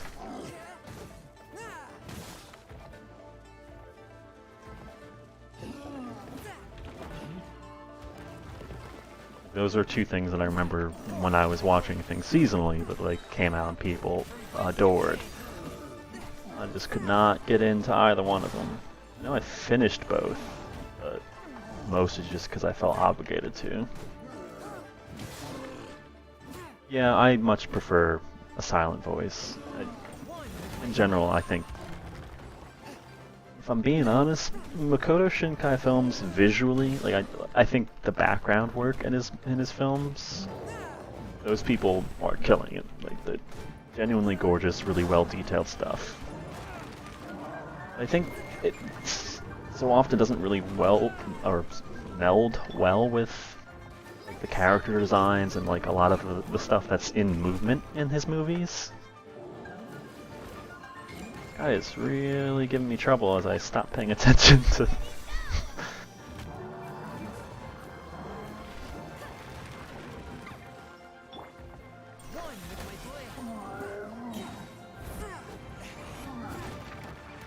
This is a bad angle. You know, I like KyoAni in general. But yeah, Silent Voice to me is a much more interesting film. Why am I forgetting the director's name on that? It's the same director that did K-On!, right? I forget her name. I don't know why. She's a beloved director, but no, I didn't really care for Violet Evergarden much. It's definitely one of their things I didn't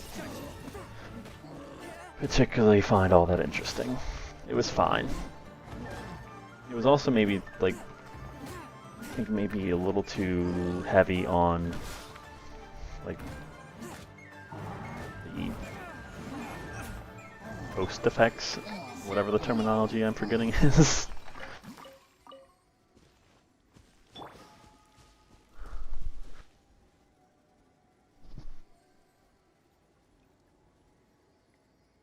Place where you freeze your butt off.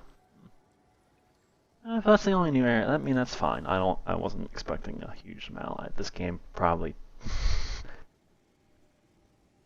took a lot of time to make. I seem to remember it getting like some press coverage, like 3 or 4 years prior to even coming out. They make what they can make, but it's not a huge deal. I was expecting a little more. My expectations were not realistic, I guess. Naoko Yamada, yeah, okay. Yeah, in general, I prefer the look of KyoAni stuff to something like Shinkai's films. I saw, oh god, Weathering with You in theaters. Yeah, that's the name of his last movie, right? And that was like, it was cool because it was like a pretty packed theater, and it was like, oh, it's nice to see like this anime movie has got a lot of people in there, and it wasn't just like the sort of crowd you would also see at a anime convention to watch a movie. It was a pretty eclectic crowd of folks, like parents with their children, some older folks as well, which is always amusing to me, because that happens a lot at Ghibli films. I find that I see like groups of older people. They're just like, I guess at some point they maybe have seen one of those other Ghibli movies because they have made the rounds to some extent. And you know, the Disney label has been attached to them at some point. Swift and merciful.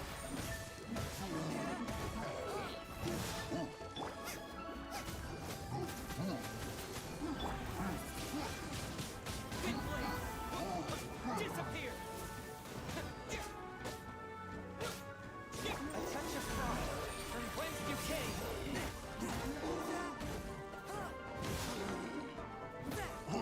There are a couple other Shinkai films, like because his stuff is unavoidable.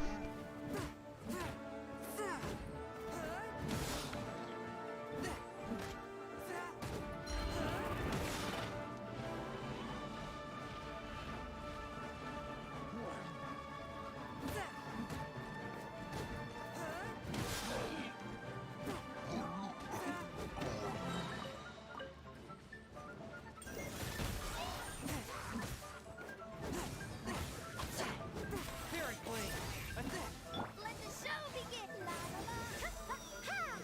Force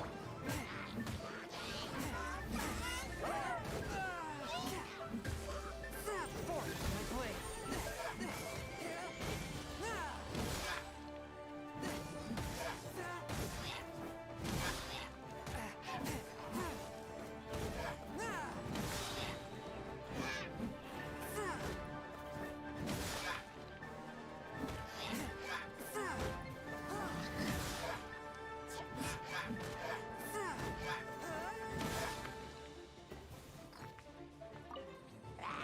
Force my blade. Spirit blade. Attack.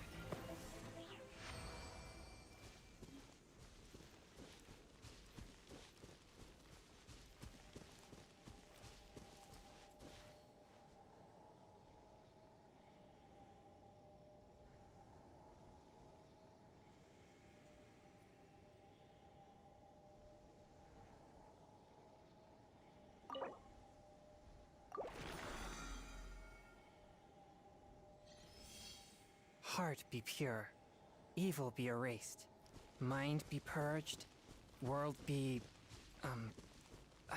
I always forget that last part.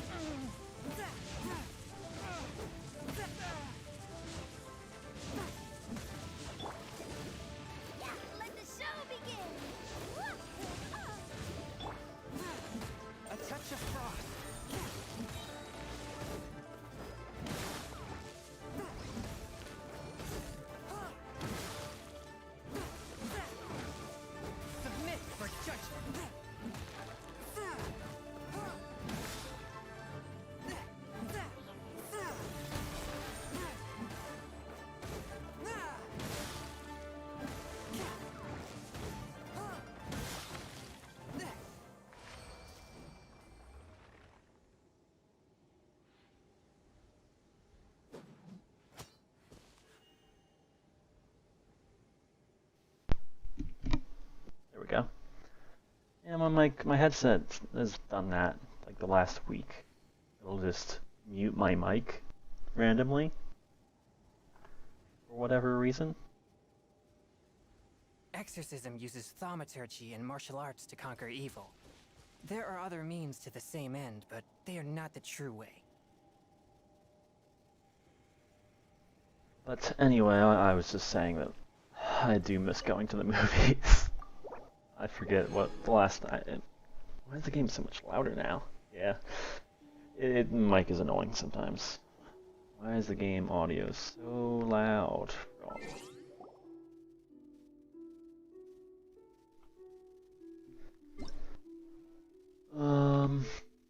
It might have been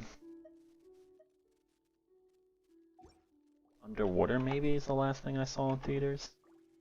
That Kristen Stewart horror movie, which was pretty darn good. It is mostly just a mash of a bunch of different like popular horror films and tropes in horror, but it was a good one of those. Very much a thing, like if you like Alien and Lovecraft stuff and the notion of being like trapped in an underwater facility like miles and miles down, that's a worthwhile time.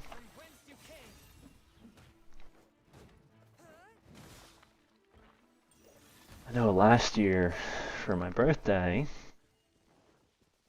at least around my birthday, we saw Rise of the Skywalker, which I knew going in I was probably not going to like that movie, but nevertheless, it still sure was maybe one of the worst films I've seen, at least in theaters, like a decade. Other than like the newest Predator movie, which is just garbage as well.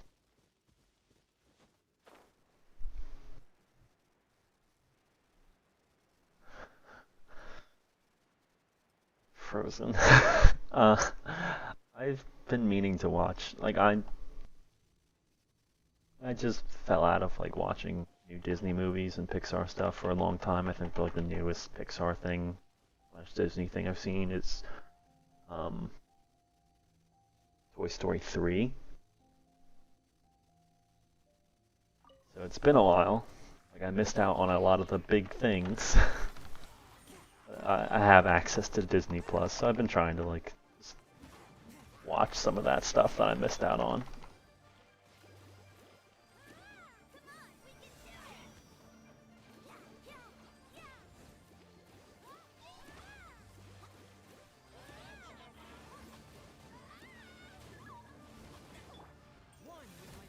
Alright, buddy, time to die.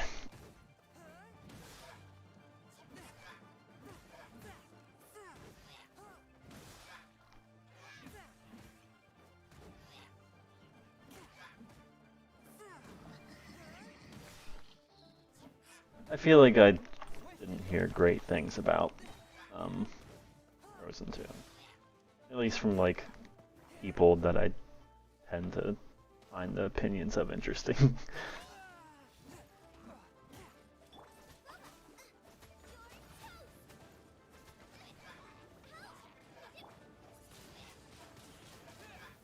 I will say that like generally speaking, I don't like the look of Pixar movies, especially given that so much of them have a very similar house style at this point, and like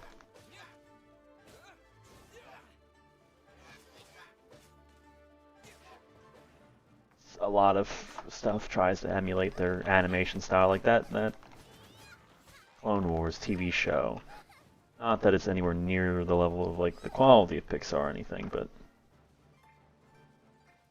they definitely have an issue with just like they try to mimic the like exaggerated movements for like even the tiniest things that Pixar does a lot of. I find that I don't like that stuff.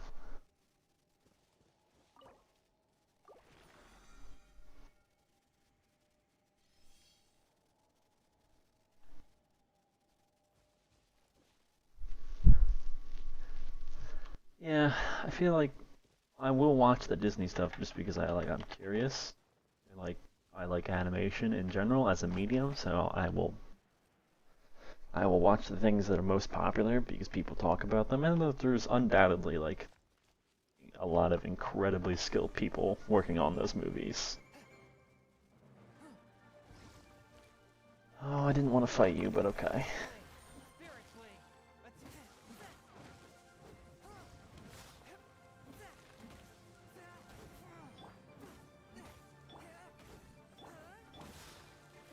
Let the show begin! Yeah!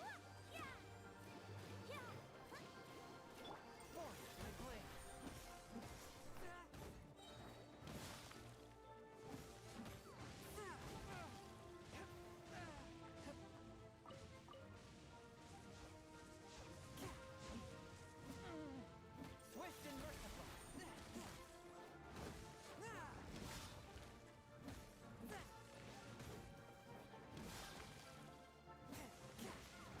I'll definitely say that I think I prefer um, as someone who hasn't watched a ton of Disney and Pixar stuff in the last decade and a half. It feels like with how popular Pixar stuff has become and how much it feels like it's kind of dominated what Disney does as a animation studio. I feel like if you're the biggest animation, one of the biggest, probably the biggest animation studio in the world, and your stuff still feels so homogenized, or to the degree that it does. I know that they have plenty of different directors come in and people with different backgrounds and whatnot come in and work on this stuff, but I still feel ultimately it's super homogenized. That's disappointing to see. They have so much money, they could just be like in a perfect world, or if I were to run the Disney and tell the animation studios what to do, I would simply not tell them what to do other than hire talented people and say, make a movie, have fun, do what you want, make sure it's for kids. That's about it. But Disney has a big production house of all things that it owns at this point has their issues. I mentioned a little bit last time I streamed because it was around the time that they revealed oh, we're gonna do 10 new Star Wars TV shows. That is just I'm sure a couple of them will turn out well, but seeing what they did with Marvel movies, and even though I'm not a big Marvel person, how much all those films just feel so similar. And seeing what they did with the recent Star Wars trilogy of films and how the production of Solo went, that it went poorly. Same thing with Rise of the Skywalker. It's just I don't know why I constantly do that with her. It is, yeah, they are just a giant production studio that I just don't have a ton of faith in. Which is a shame because a lot of talented people go to work there because A, they get paid well, and B, they get resources to make interesting things sometimes. Oh, the live action remakes. I am morbidly curious about that stuff. I've yet to watch any of them. I feel like the reaction to the first two of those were pretty positive. They started off with Jungle Book or Tarzan, right? And then people were like, "Oh, that was pretty good." And then they did, or maybe they did a Maleficent first, but that was also fairly well received from what I remember. But then, from everything that pre-release and trailer footage, and now that it's out and people have talked about it ad nauseum, like the Lion King live action, which it's weird to call them live action because they're CG, but I know people just generally refer to them as live action. But the fact that it's just like a shot-for-shot remake, just in a less inspired medium, like it just feels like it feels so cynically created. It feels like a thing that like, ah, we have the license, we have the ability to make people make a big CG, photorealistic CG thing and be like, oh, look at us, we can make, look at how advanced our animation is. It's almost realistic. Or it's so photorealistic, that's not the appeal of animation. That is not why I enjoy anime. It's not why I enjoy Western cartoons. Not why anyone really does, I think, at the end of the day. I think even people who are not going into Disney movies with a critical mindset and are just a kid wants to enjoy a cartoon, they enjoy it for the ways that cartoons can do things that live action and hyper-realistic CG can't.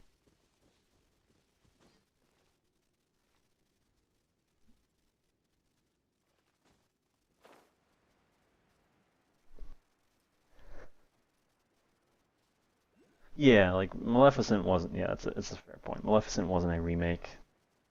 It like took a different perspective on a story that we were already familiar with, and like it's also I haven't seen it, but it's something that I've always meant to watch. I've heard good things.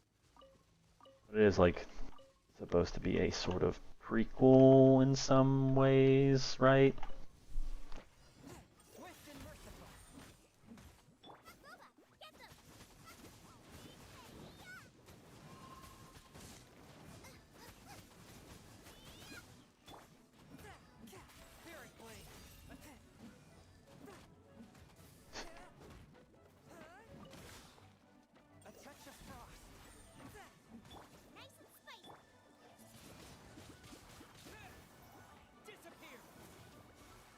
Them both. Nope. Oh well.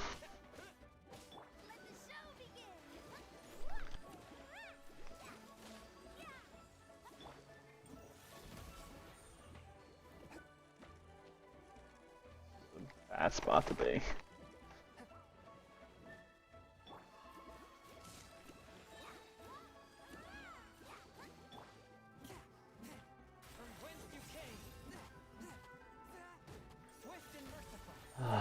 Having to fight this guy on the water is pain.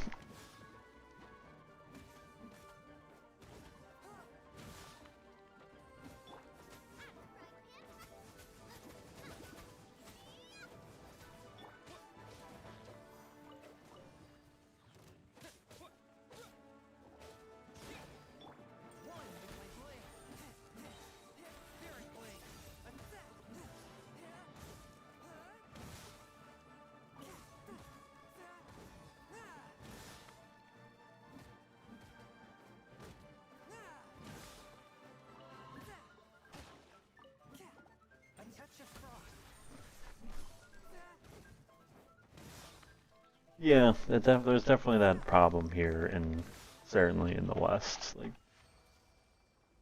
it's always something that I kind of wanted to write about, but I'm not. I don't know, maybe I'm not the best person for it, but how here in, especially in America and Western countries in general, like animation is either it's a thing for kids, but if there's a animation that's for adults, it's only a comedy. And it tends to be like there's a lot of really crass comedy, like stuff like South Park. You know, Simpsons is pretty crass at points. Same with Family Guy. Even newer stuff like BoJack Horseman, like that's a comedy, and it has like if it's not crass in its jokes, it's crass in its visual style. Like they don't allow stuff to be like interesting on an animation level, like. You don't watch The Simpsons and like, oh, this like and appreciate the animation of it the same way that you appreciate the animation of like a good anime. or something even like, Avatar: The Last Airbender or Korra, like have incredible animation to them.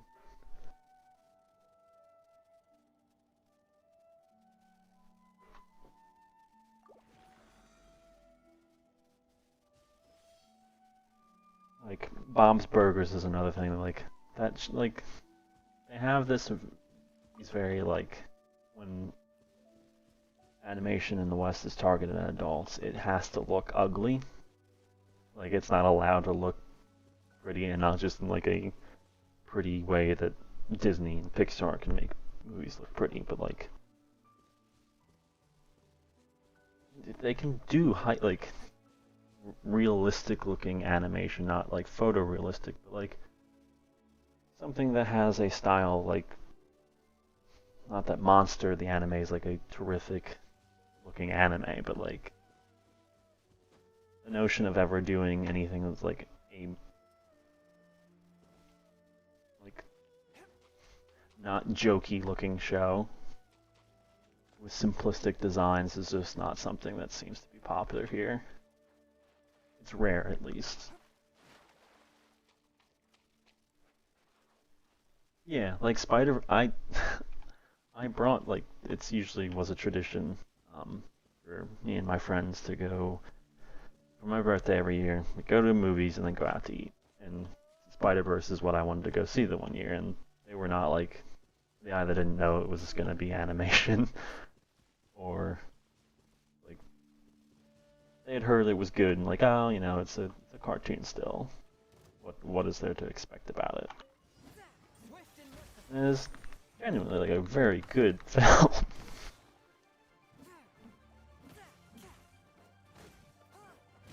But even then, like that's still ultimately like it is a kids movie in a lot of ways, even though it's a well-written kids movie. Like has obviously like the animation is rightly been talked about ad nauseum at this point.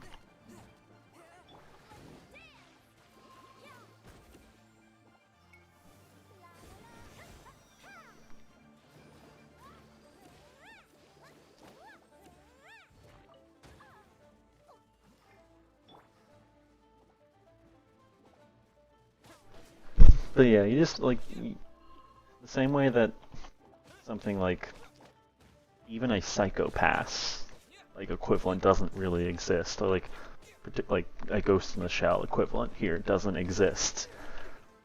Like the U.S. wouldn't have a Ghost in the Shell standalone complex animation. Like that's not a thing that we seem to care to do. It's a show with like fairly realistic looking designs, and it's a mature and like slow moving cartoon. Why am I using her?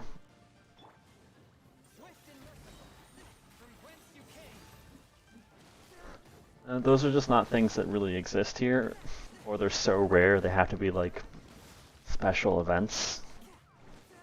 They're usually like films is usually where that stuff happens, but it's smaller. Like I know that compilation thing that Netflix put out a while ago, like a couple years ago. I forget it. It was a bunch of short films, sci-fi short films that had like robot in the title or whatever.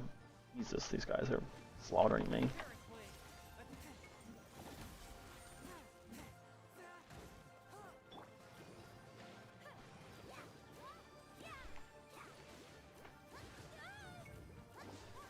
Rid of him.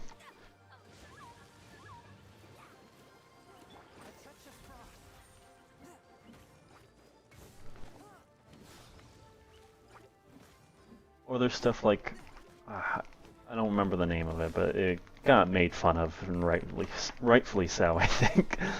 But this year there was some, I think on Netflix, because they do seem to be the ones that will take some risk, or at least let people take risk, even if they cut it short. There's some like World War II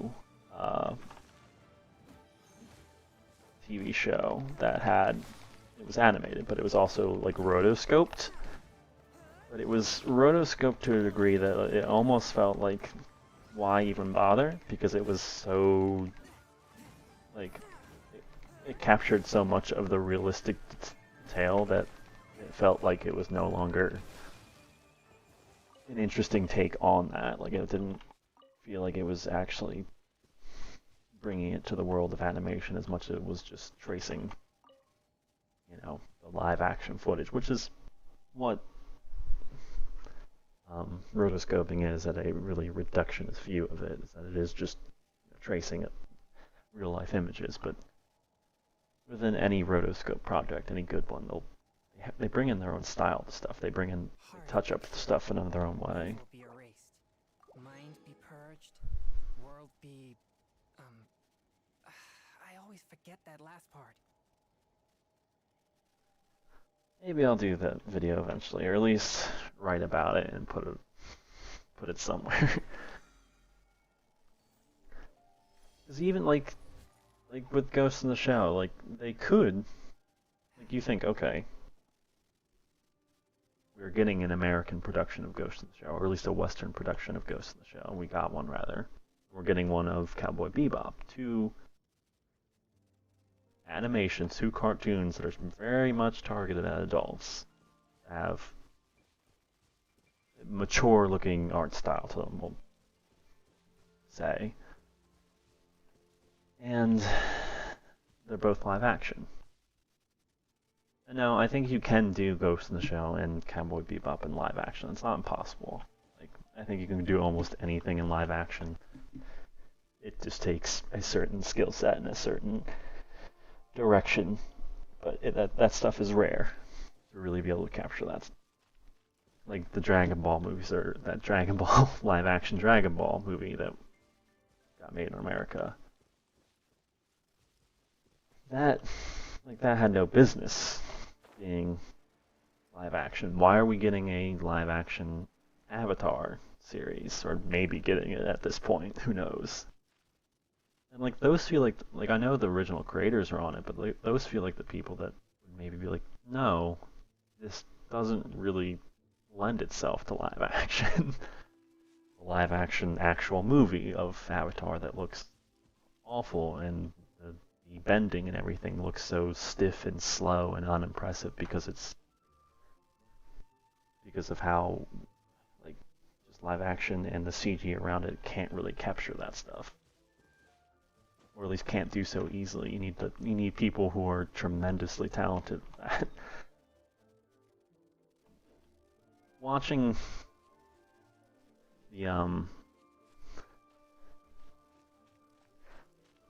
the prequel Star Wars movies has really opened my eyes to a lot of just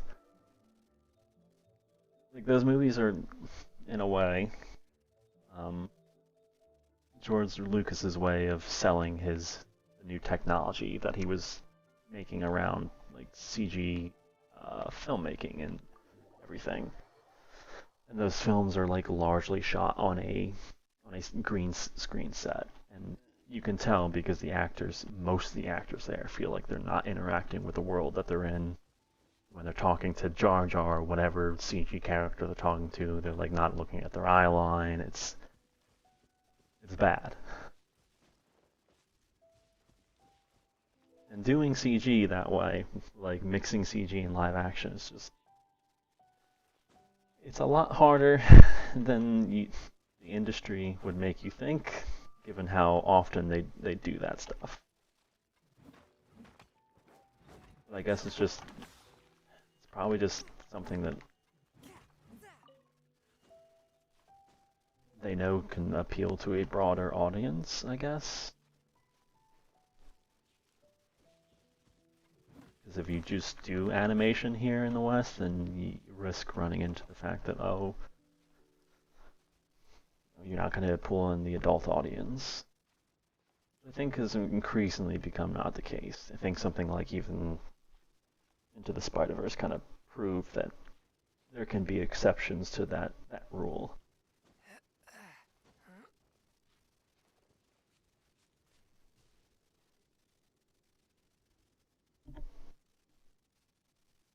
Yeah, like rotoscoping, I think works when you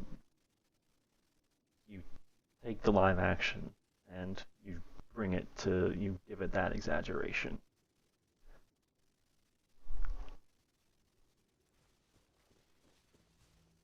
I mean, I know a lot of people don't like the way that Akunohana or Flowers of Evil looks, but I think it really, really works for that show.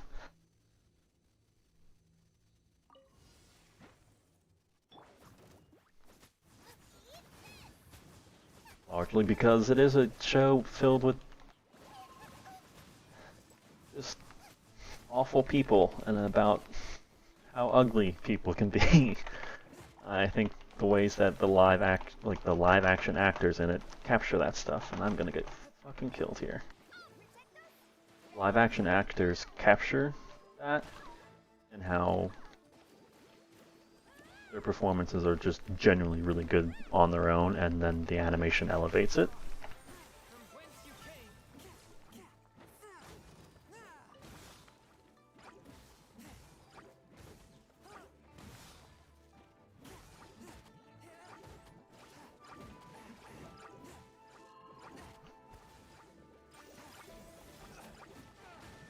I got interrupted.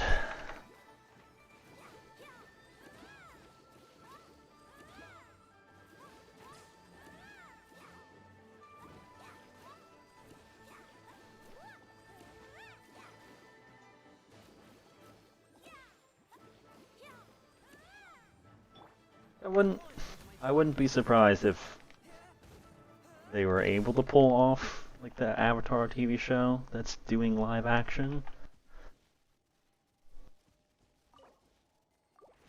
But it just feels like you're giving yourself, like you are intentionally working, trying to force a piece of fiction into a medium that it's just not necessarily made for, and you gotta be damn skilled to pull it off.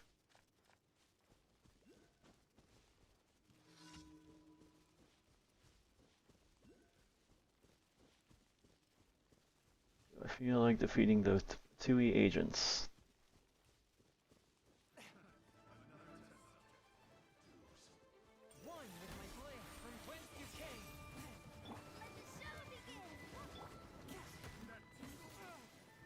These guys. Goddamn treasure hunters. Go away. You were not invited to this fight. You know what?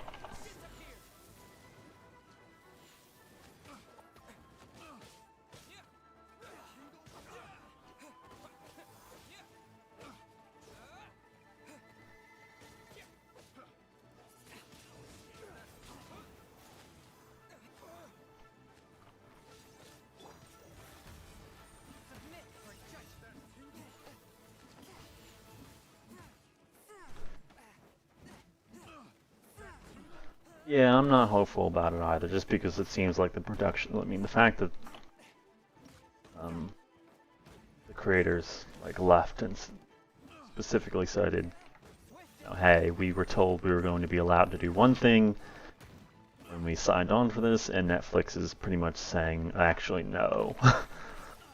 That's not exactly filling me with confidence, even though they said, believe in the staff that's still there, think they're gonna make something good, but it's,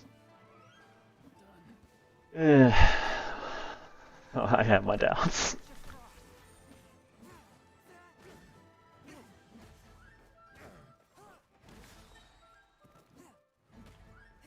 I think to some degree maybe the reason we get a lot of live action remakes here in the West of stuff is the same reason we get movies of video games, in that it's a desperate ploy by those industries to seek mainstream approval. That is both, like, it is actively backed by the fans. Like, I do think that even the fans of like animation and the fans of video games, like, if not explicitly with what they say, is, oh, I think they're not explicitly saying like I think the movies are a better medium than video games, then tacitly through the fact that like they want a Metal Gear Solid movie, that they want a good Assassin's Creed movie or whatever, is does ultimately say that like this needs to be adapted for a reason, and that reason is maybe because these mediums are better in our eyes for whatever reason. Same with like The Last of Us. I don't know why The Last of Us doesn't need to be made into whatever they're gonna end up making that into. TV show, movie, I forget. Same with Uncharted. I know they're moving ahead with that. I mean, if I had to wager, and this is speculation on my part, methinks maybe Neil Druckmann and other heads of Naughty Dog, who are so clearly obsessed with putting filmic inspiration into their works, may actually think, oh, I want my work to now be in the world of film, so it will be talked about alongside, you know, the greats like Spielberg and Coppola and all that, and like, it just seems sad and desperate. And also, that ain't gonna happen with The Last of Us or Uncharted.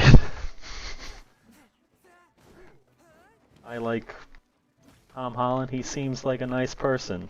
He's a good actor. I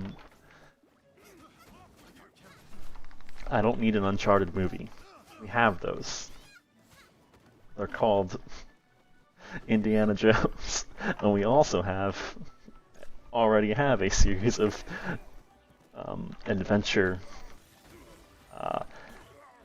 tomb raiding, you could say, films that are based on video game franchise. Two different versions of the tomb raiding things, because there's the Angelina Jolie stuff, and then there's I forget the actress's name for the new films, but there's those as well, for whatever reason. Honestly, if you're gonna make a video game adaptation, I know people bemoan the Resident Evil films, but they're trashy fun to me. I'll take them. They're different enough that like I don't want the same story again in the first place for the most part, especially if it's just going to be adapted to a medium it wasn't originally created for. So I'd rather it be something like those Resident Evil movies that are like, by the end of it, are just wildly their own thing. They're vaguely familiar of source material.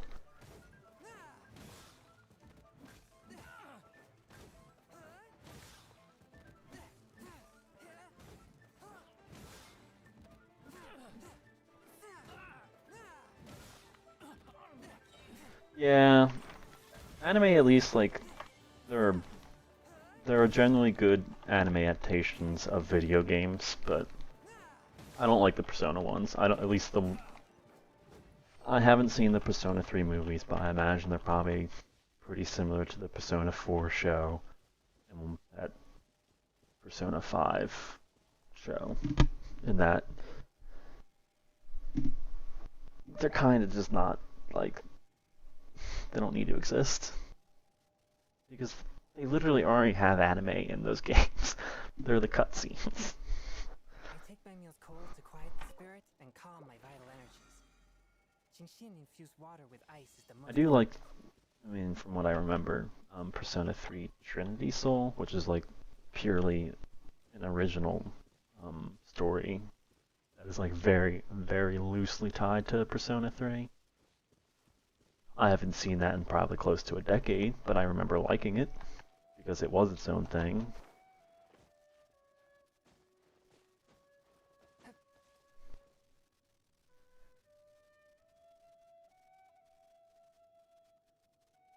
Yeah, that too. Like, I do think the obvious thing is that,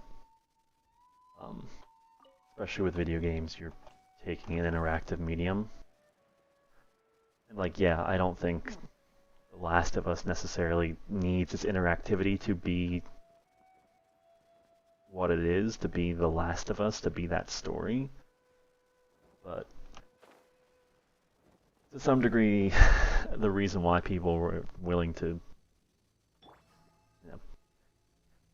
follow along with that story that is like pretty cliche if you were to put it in film is because they were interacting with it, because they had more personal investment with those characters. Even if you couldn't make your own character, you still get you were more personally invested in playing a game than passively watching along with a film.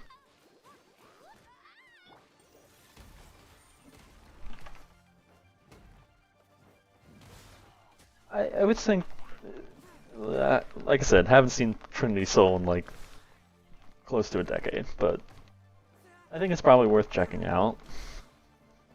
I seem to remember it having interesting ideas. I can't really tell you what they are because it's been so long. But it is its own thing.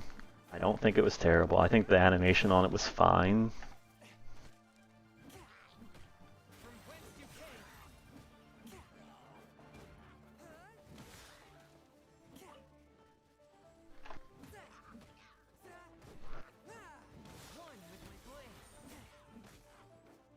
And to speak a little bit more to the anime adaptations of video games, like, and stuff that doesn't work, like, I made the short little video for Paulson Select's Novid November thing about the Mass Effect anime that just, like, Mass Effect is a series that, like, explicitly, you play the, like, choose how your Commander Shepard, like, acts, and you choose how that story unfolds in a lot of ways. Choice is a major thing in that franchise, so to put it into anime, like, that's a real quandary. Like, part of the appeal of that franchise is the fact that you are an active member in the story, an active participant. I think they had an interesting idea of how to adapt that into anime, but like they try to do some like editing techniques to make it feel like choice is a thing still thematically relevant, but I don't know that they would do a particularly good job. It's a bad movie, but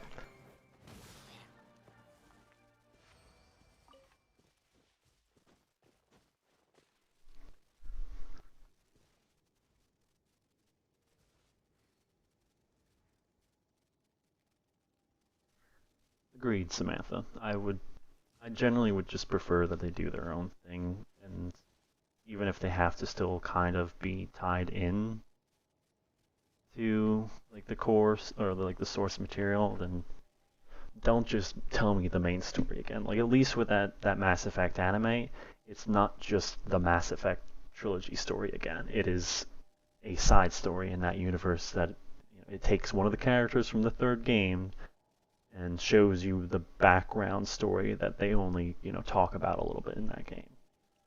I'd rather have that than, just a straight adaptation of something. I don't want the same story again in a new medium that wasn't intended for.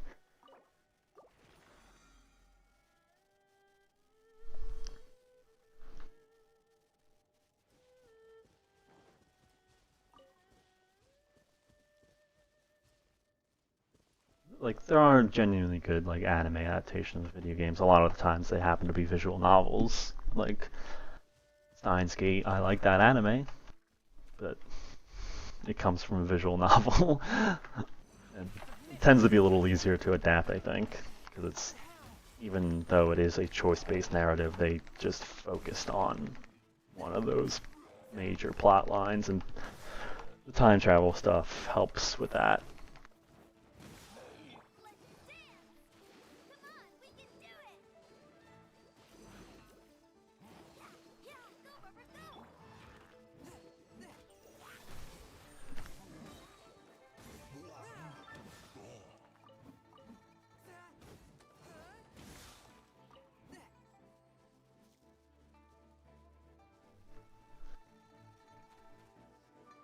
Oh. Nope, don't want to fall down there.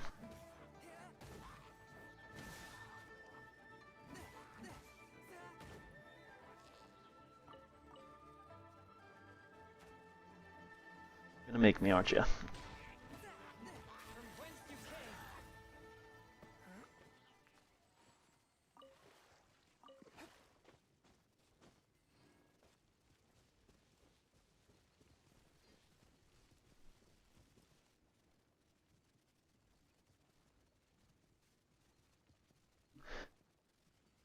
Netflix originals, yeah, Smarty. There can be a real. I think the cool thing with Netflix is that they seem to be willing to give things a shot, but that shot is also tied up by a very short leash, apparently. Like, yeah, you can make that weird thing, but we're giving you like a season, and if it isn't the hit in the way that we want it to be a hit, then you can fuck off. It's essentially, it seems to be their motto.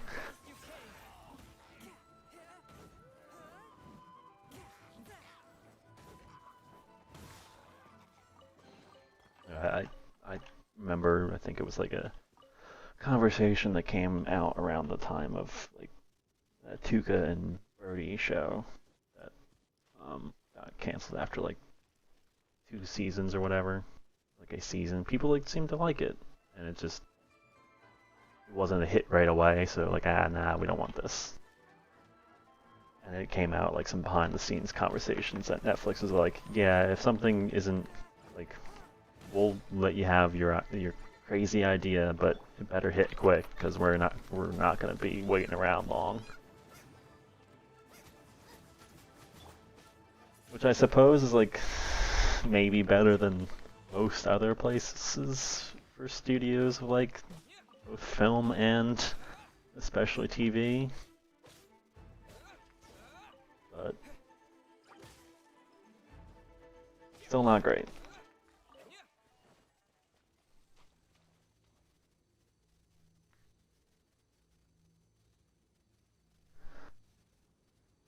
I've heard good things about Queen's Gambit, but at the same time I feel like that's probably something that like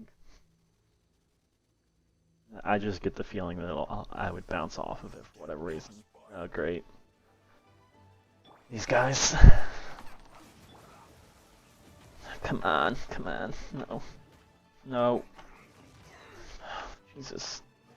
Just let me set you on fire. I need a heal.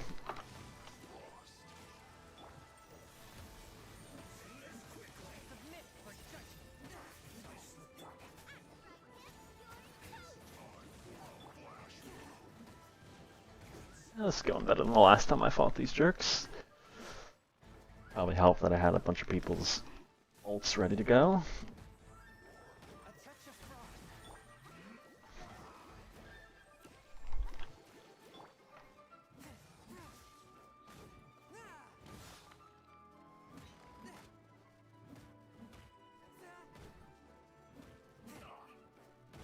That's fair. Like I said, I don't know that I'm not super interested in watching Queen's Gambit. Like,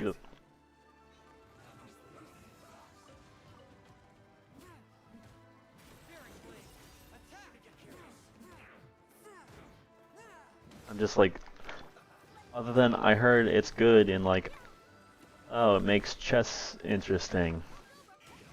Like, I feel like I haven't heard very compelling reasons for why I should watch it. I do get into the same problem sometimes of Jesus, just like maybe watching too much of animation, not like watching enough live action stuff for a while. There was like a solid 6 months, like a year ago or whatever, that I just wasn't watching a lot of live action stuff. So I had to specifically go out of my way, like, no, I should watch some live action TV.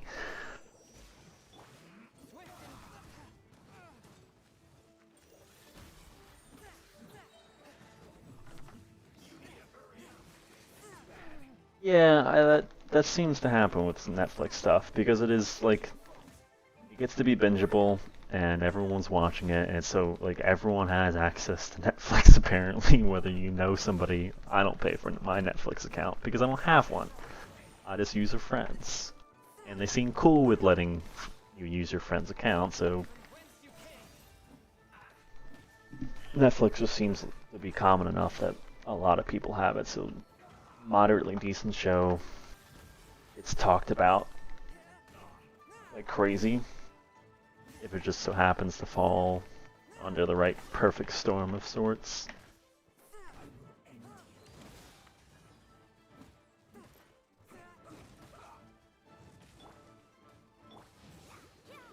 Yeah, I like I'm not even opposed to chess itself. Like I started playing a little bit of chess on chess.com more recently because of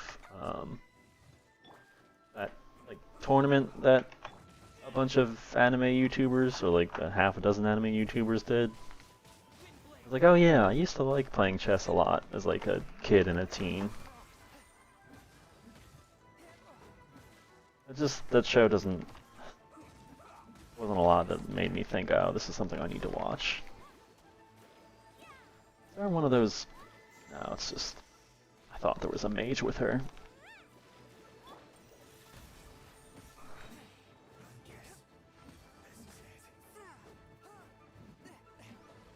Hi, little bug.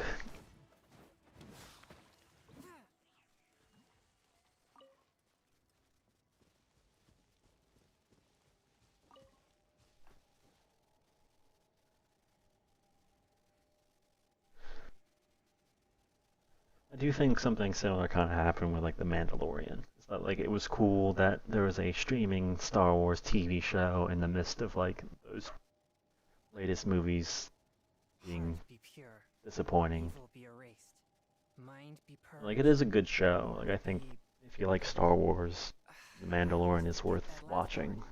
Or if you like westerns, The Mandalorian is worth watching. Like it is just it gets the thing about like the reason Boba Fett was ever a character people cared about is because you saw him in the background of The Empire Strikes Back. He's like, that dude looks cool. I wonder what his story is, which is the case for a lot of things in Star Wars, like the set dressing and like going into like the cantina in Mos Eisley. Like you see all these characters and all this like world detail, and you wonder, I wonder what the story is there. And The Mandalorian is just that. Like it is. Yeah, here's that story. Here's the story of a bounty hunter and his little surrogate child. And it's just like an episodic, enjoyable adventure show.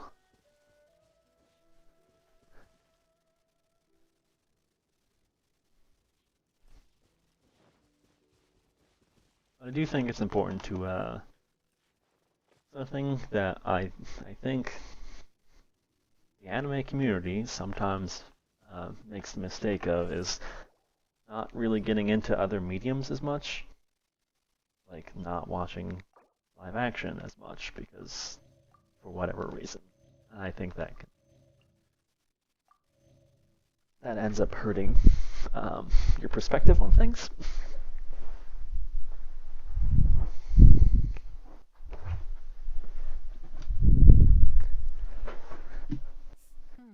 Like I think from any creative, any good creative is going to tell you like, yeah, I work in the medium. Evil be erased. This little dude talks a lot. World be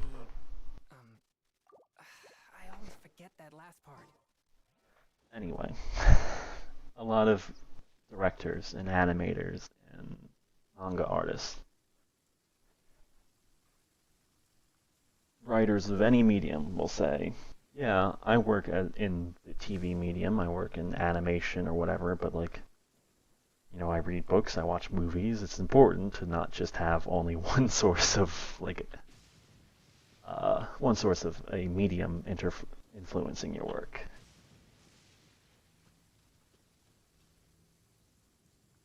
I think that's, you know, there's that meme of Miyazaki saying anime was a mistake.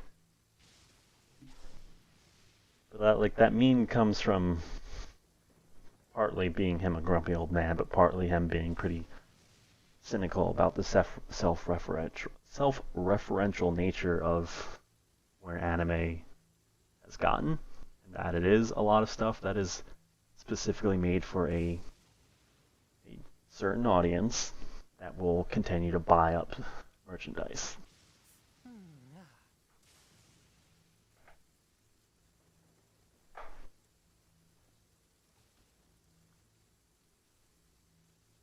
And that it's important to branch out a bit.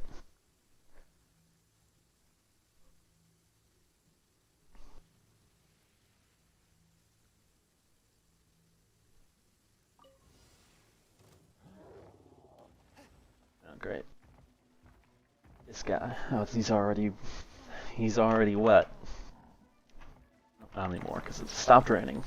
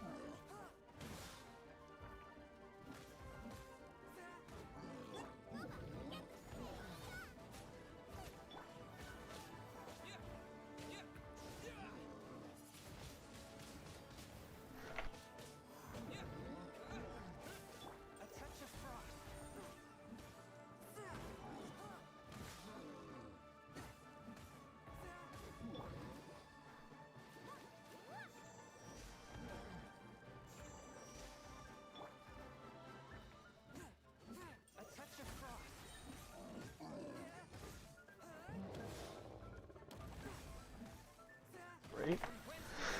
Well, at least the shield goes down pretty quick. His armor or whatever.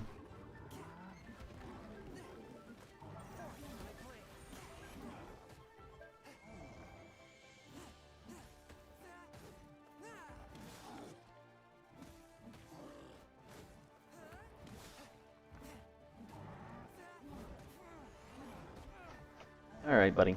Take it easy. Let me get...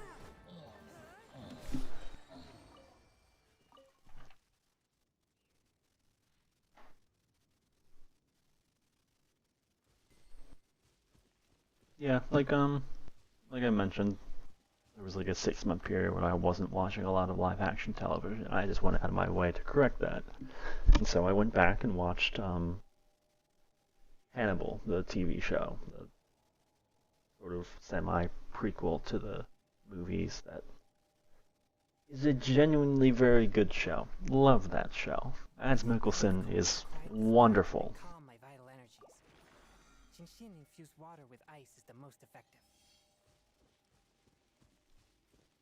That show is so like wonderfully directed and acted by the two leads of it, and everyone involved is just a treat in that show, especially Mads Mikkelsen. He plays the most unsettling person I've ever seen in a piece of like horror.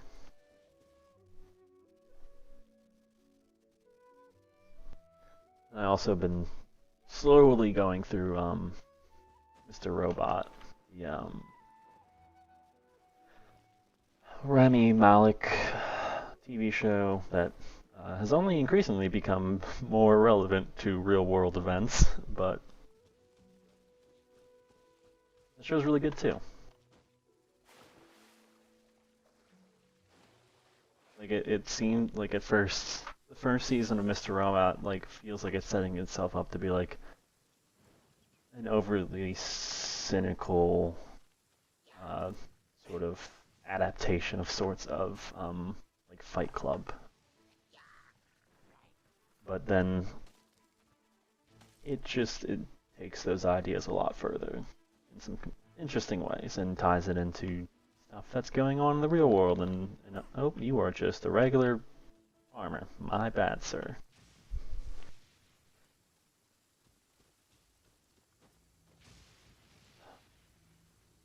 How far am I from leveling up? I feel like I'm gonna hold myself to this. I'm going to level up to level 31. And then that's where I'm going to call it, so probably still a little bit longer, but...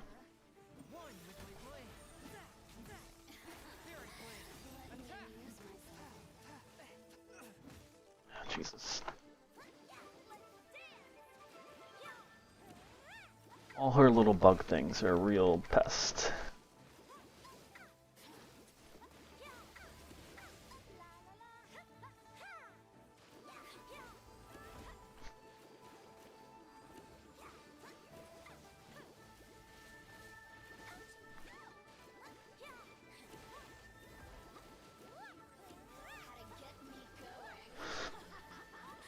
Lady is very, very horny.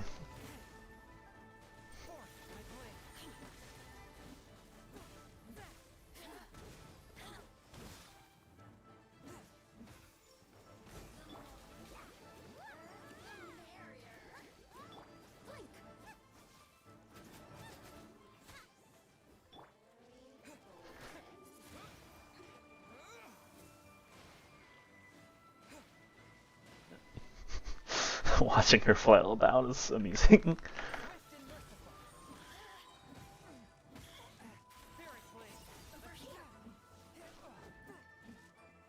Like how those people next to me are just like sitting down having some tea as it's one, like pouring rain, go inside. Two, there's a battle going on, you need to get out of here.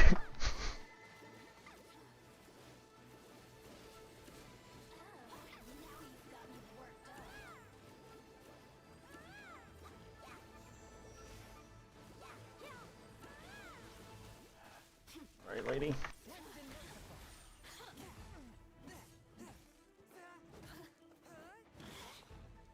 There we go.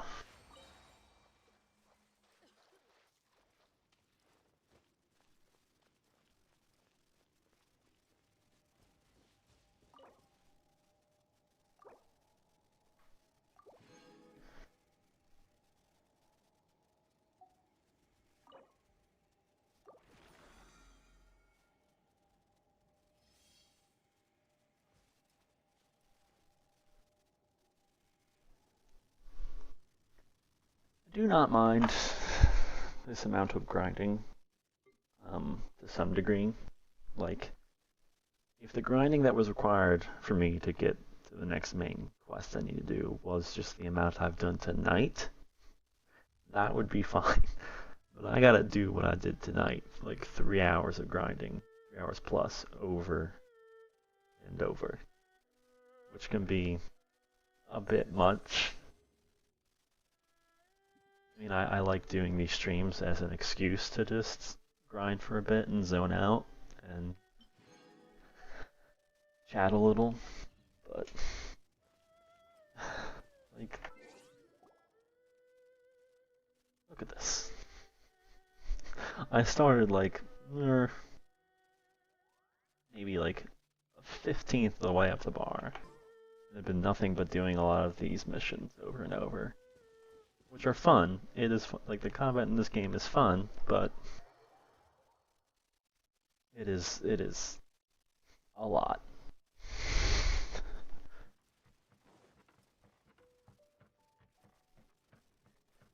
I've been playing Minecraft recently because a Discord server I'm on started up like a little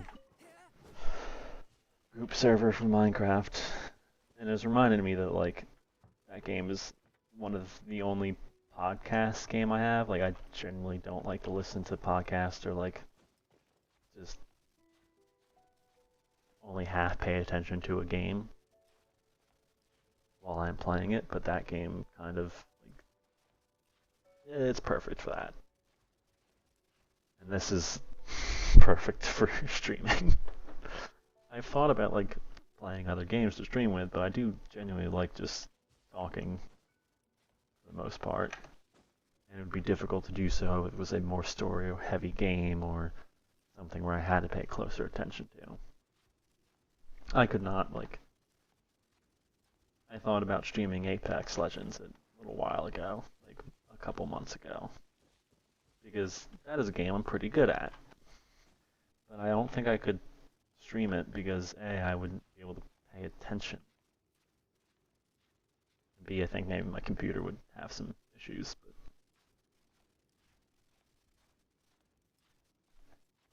streaming has, even just to a small audience, has given me a lot more respect for people who do this as their their job or do it regularly. It is work.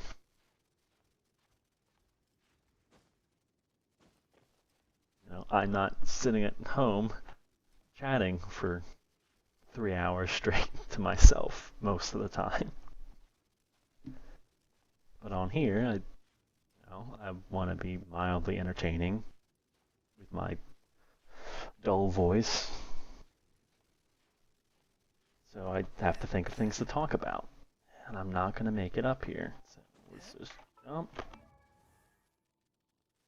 The scourge of evil remains. Oh, okay. Cool. Do they just backfill rewards in for all this stuff? I did not notice that. I know I have some leveling up to do still. Yeah, like I thought about streaming, like, I think maybe I could get away with doing like Valkyria Chronicles 4, which is a game I've been meaning to play, in part because it's a tactics game. There are long pauses as you're trying to think and like come up with your next move. So you can just sit there and talk for a little bit. I also thought about playing like Halo again and streaming them, and like those games are like I have to pay attention on like because they're shooters. I have to keep my eyes on what the action is going or what the action is doing, and also there's just like a decent amount of story to those games, large cutscenes. I think I'd rather just like prefer a chill hangout sort of game. That tends to be what I end up watching myself anyway. I don't think I watch a ton of people playing like through story games, unless it's like occasional Let's Plays. I will do that. I should probably revive this person, shouldn't I?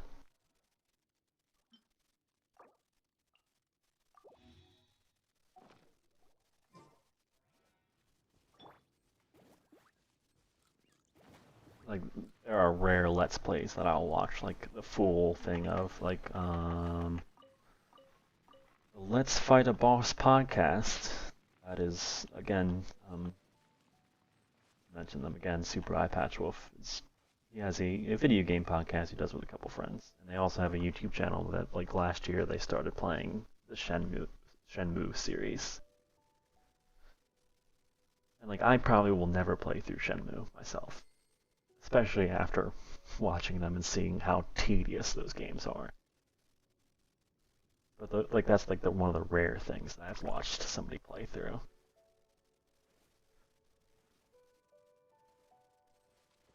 Otherwise, I think I mostly watch people play like I watch the streamer that I mentioned in my last video at the end of it.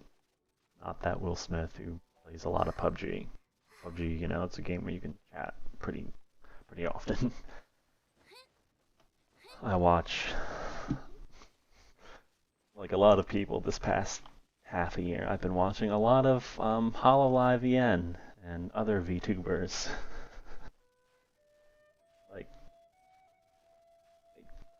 just metric ton of that stuff because they're A, all those girls are funny. They're genuinely funny people. And B, that they don't tend to play anything too serious. Like they play a lot of Minecraft, so that's something that they can chat with the stream, chat with their audience with, and have goofy fun times.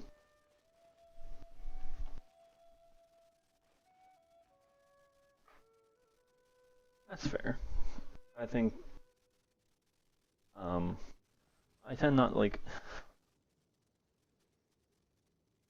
to watch story stuff because even though I'm opposed to spoilers, like I'm not really that fussy about spoilers. I do, if I have any intention of playing through a game myself, I would like to play it myself at some point.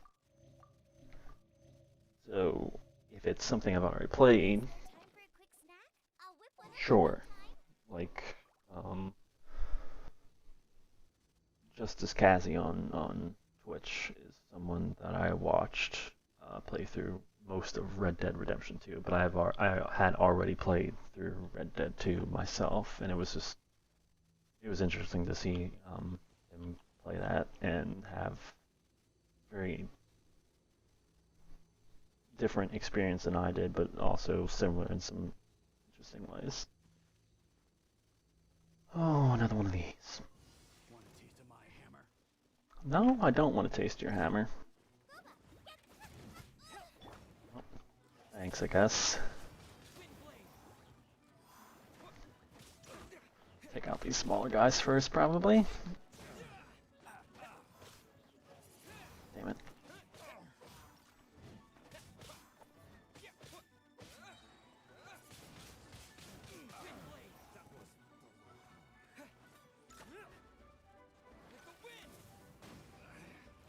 Later, assholes.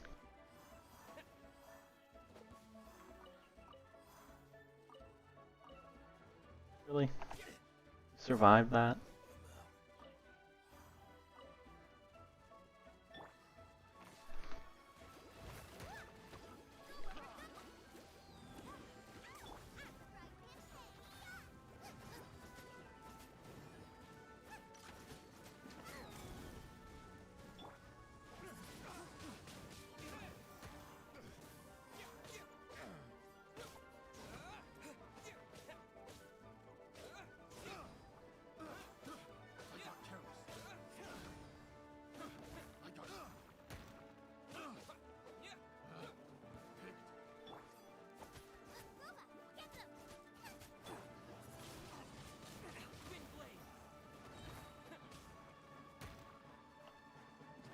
Really?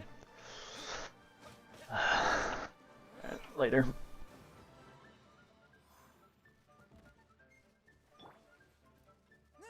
a taste of this. Swift and merciful. Spirit blade. Attack.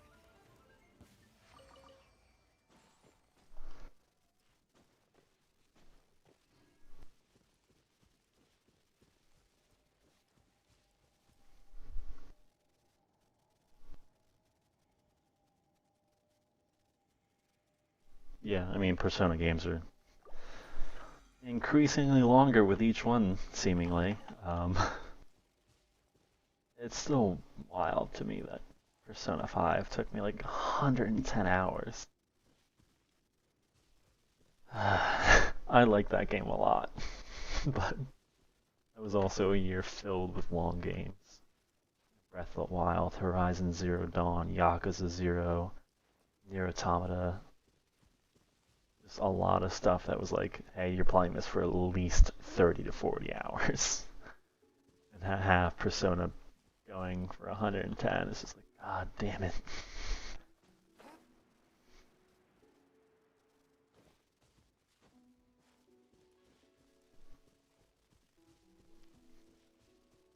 But at least with those games, like, if you only see a chunk of them, like, even if you see 10 hours of Persona 5, you've seen such a small part of that story. Almost nothing.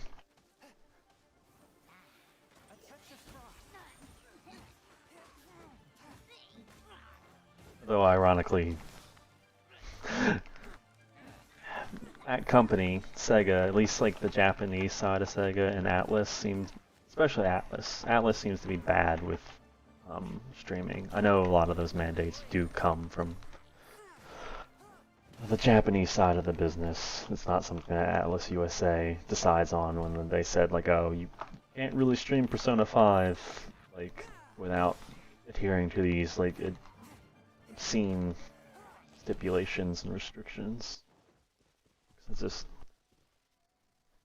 the Japanese side of the industry still seems stuck in their ways to some degree.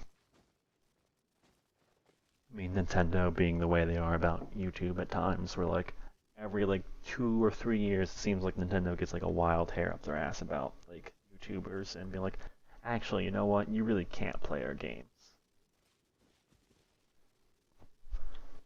So they seem to have at least got a little better about it in the last like year, but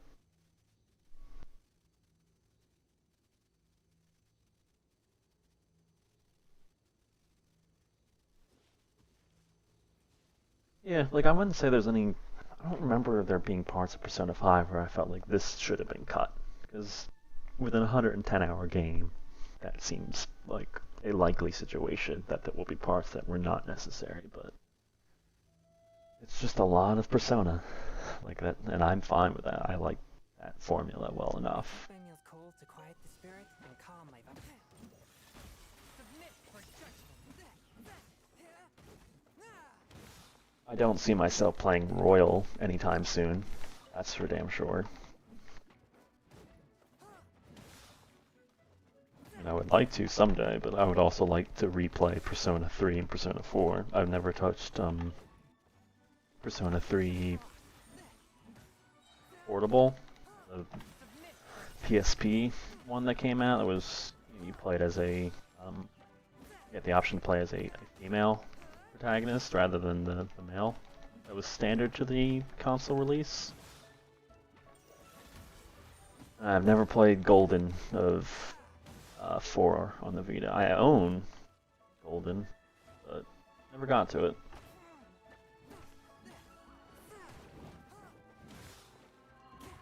Even those games, like, they're still, like, I forget the exact hour count, but they're, like, definitely no less than, like, 65 to 70 hours, if I remember correctly.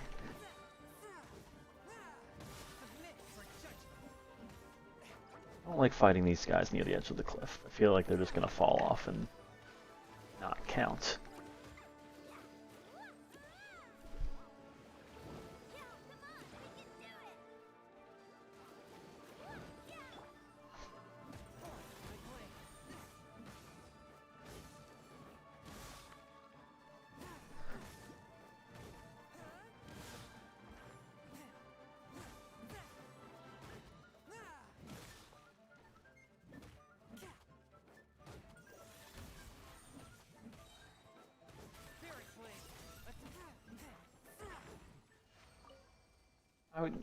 I would like to play Royale and all those Persona games again eventually, but there's just so much stuff to play. Like I gave myself a list of games I wanted to get through this year. Like some of them were kind of already longer games. Like I want to get to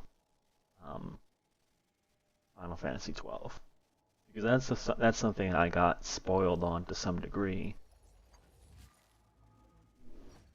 and because of the spoilers, I found it more interesting.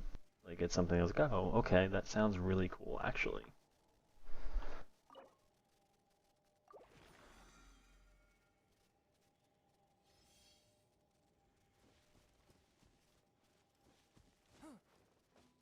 But with any JRPG, they're gonna be pretty lengthy, so.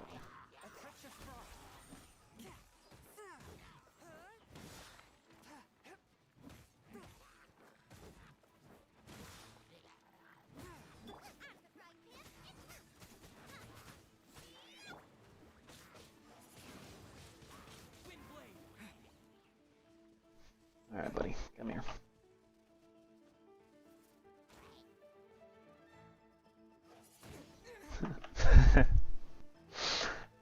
Oh, didn't knock him down. Come on.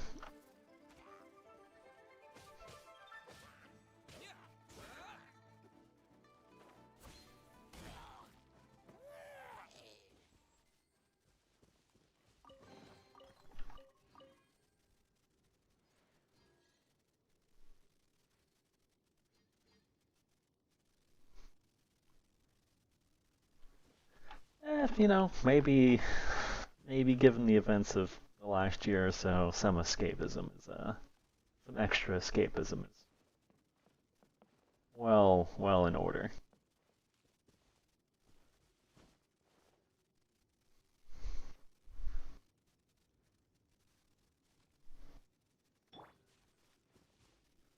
I definitely haven't.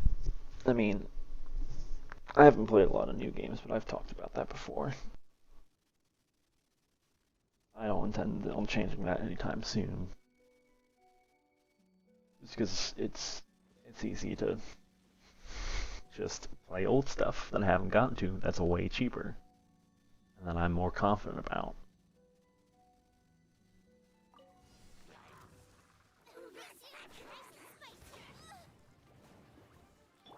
Like, this was one of the I'm trying to think of how many free-to-play games I ended up playing last year. This is one of them, ended up being my favorite game. I played Crusader Kings 3, technically kind of free-to-play for me because I had Xbox Game Pass on PC, so like, you know, that cost me $5 for that Game Pass for that month or two. So, in comparison to spending, I think that game would have been like $60 if I bought it at release. Sinnoh Alice is also a free-to-play game. I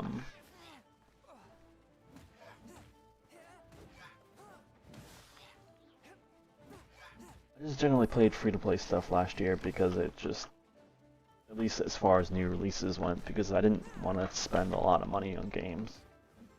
Especially when I already have, like, I have a giant backlog of stuff I own physically and own on Steam and with libraries on things like Xbox Game Pass getting like, really good. Like Game Pass, even though it went up to $10 a month now, still absolutely worth it. Like if you have a decent PC for gaming, get Game Pass. It's a great collection of stuff from all different sorts of genres and varieties of like indie to big AAA. Like genuinely very good service. I've had almost no issues with it now that it's out of beta.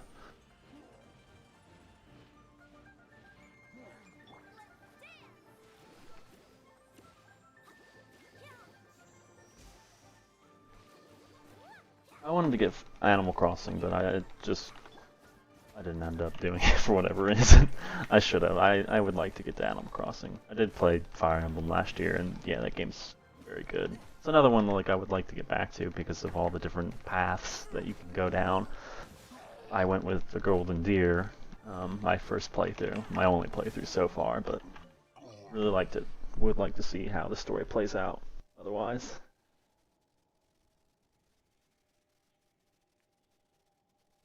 I'm doing okay, Mothhead.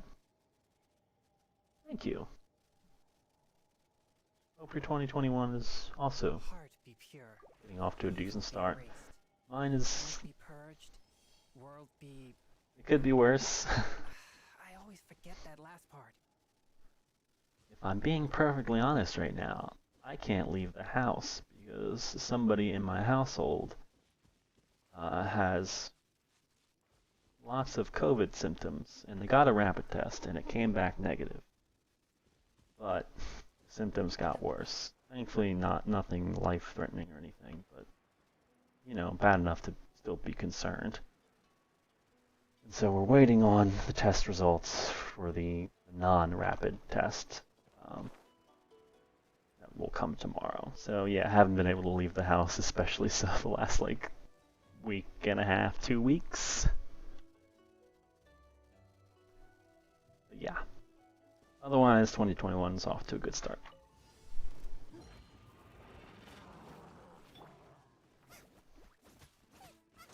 I have been mostly relaxing, playing enjoyable video games, doing a little writing. Can't really complain too much there. Ouch.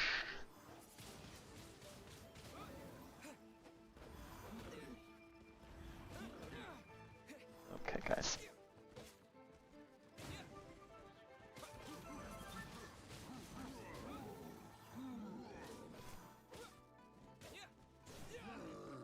Yeah, they're feeling better, so we're not worried or anything for the most part. Been more so inconvenient and annoying.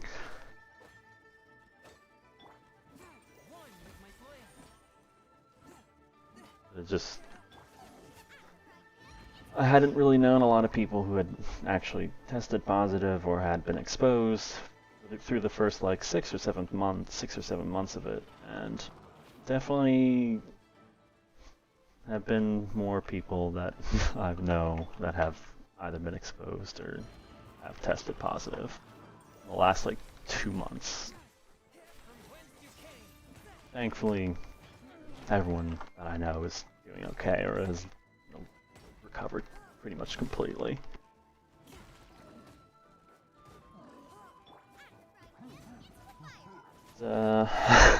Good reason to just jump on here and play some video games and do some writing. Not that I don't mind talking about it. It is what it is. It's the last year or so has been particularly stressful, but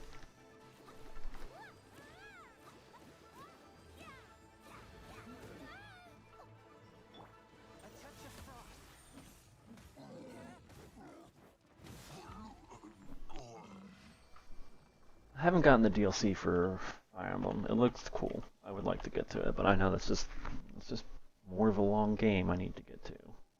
I did have a friend gifted me AI the Somnium files on PC for my birthday the other day, which was very nice of them. Which I'm very excited to get to that after I finish up with what I'm currently playing for the sake of a video. Because I loved those first two Zero Escape games.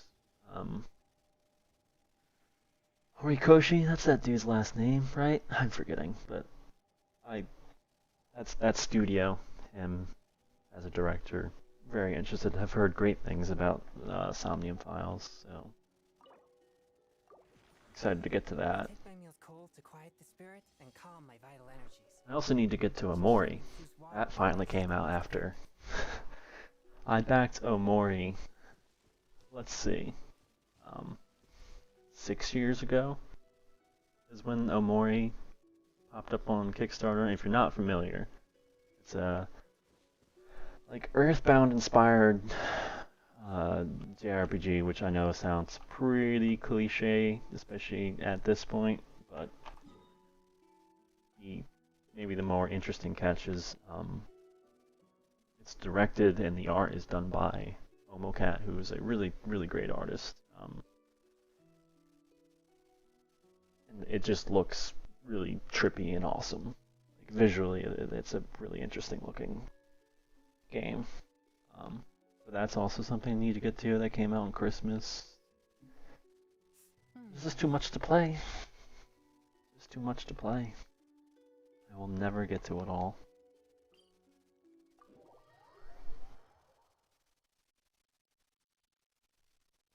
Even with being inside as much as I have been the last year.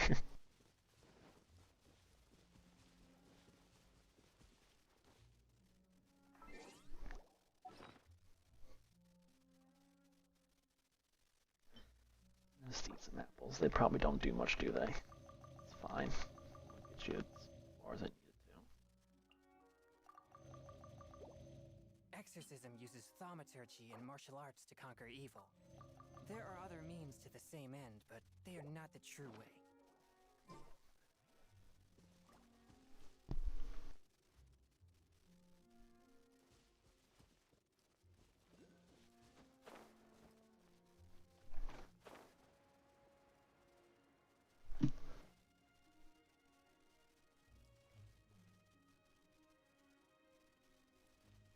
Totally forgot that I had a glass of water here. Wondering why my mouth was so dry. So why am I not heading the wrong way? Seemed like I was.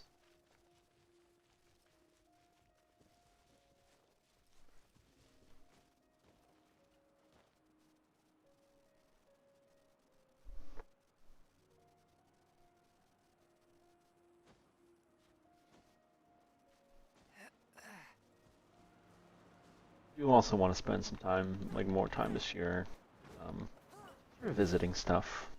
Like I have the Dead Space trilogy on my list of things to get to. Just because I don't think I've played those games since each one of them launched. And I remember really liking 1 and 2. Not so much 3, but that's why I'm wildly misinterpreting this, because that's not the one I was supposed to be heading towards. Okay. Yeah, I want to get to like things like Dead Space, replay those. Um,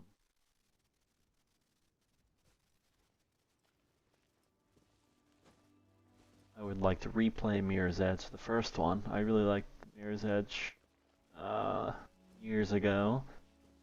Didn't care for Catalyst much, because that was at the time where EA was like, oh, yeah, we'll bring back that game that you guys loved.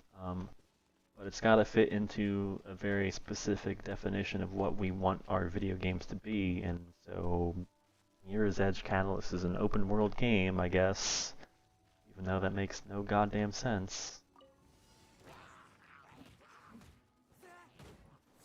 This guy.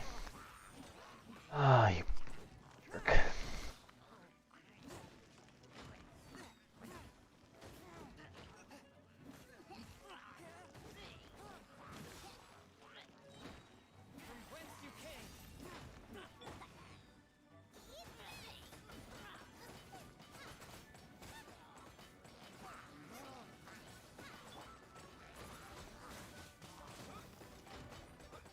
So it does the damage, but doesn't knock them off. Okay. Makes sense.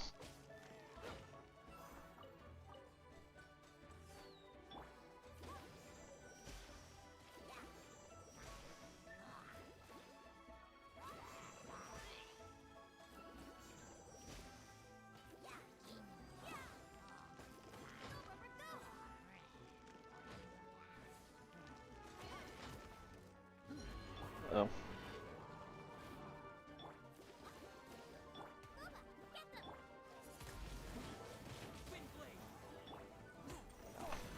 A rock shield, not a wooden shield to be burnt. My mistake.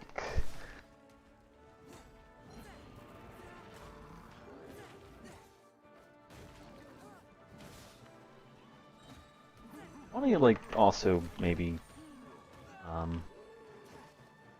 those Walking Dead games, the Telltale ones. I know I don't remember what the availability is on them. I know there were some complications, to say the least, about that stuff, but I would like to like actually get back to that series now that it's like it did officially end. I only played the first 2 seasons of it, even though the second season was like definitely not as good as the first. I would like to like just revisit some of those old Telltale games that feel very much from a time and place. That stuff, those episodic style games don't really get made a lot anymore. It feels like the only other people that are still like doing that episodic thing and like in a very similar presentation style that Telltale was doing, or the people that made Life is Strange. Don't nod? Yeah, don't nod. And even they like have had pretty much no good results since the first season of Life is Strange. Which I do like, that's a good game. And I like the second season a lot too. It's a shame that the second season of that got like largely ignored because it wasn't Max and Chloe again. It was a new set of characters, and there were some production issues that really spaced out the development time on that, but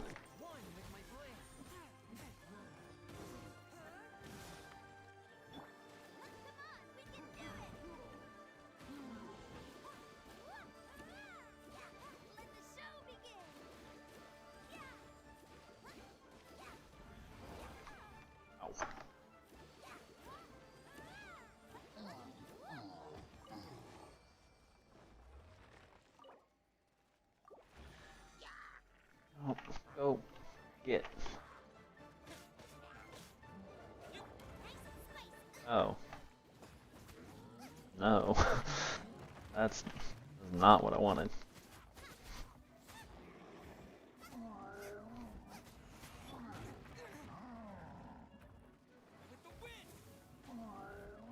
Get rid of these guys first.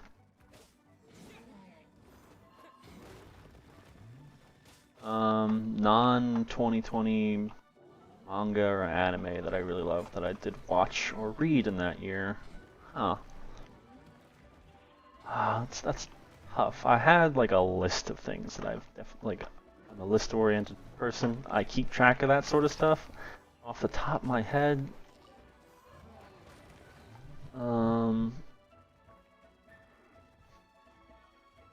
anime I'd probably say rewatching Cowboy Bebop was probably like the best anime that I watched last year.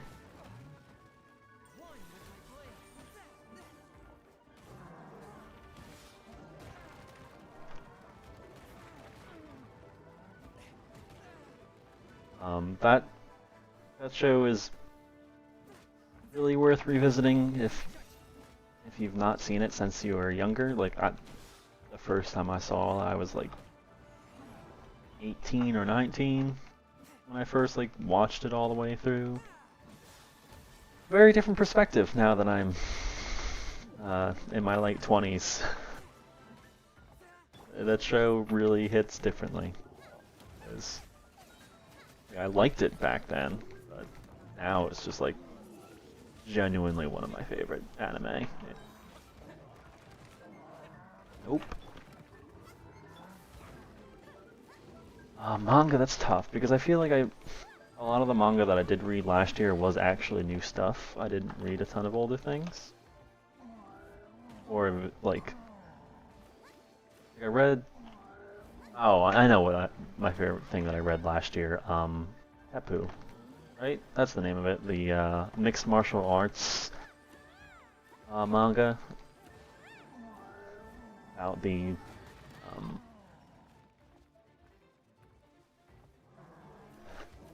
very like naturally gifted athletic girl who just Jesus, this person is just rocking me.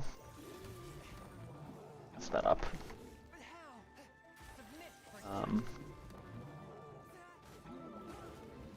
Like this is just Tepu's focuses on a girl in high school who's like has a lot of just inherent athleticism. She's just bigger than most people. She has strength than most people her age.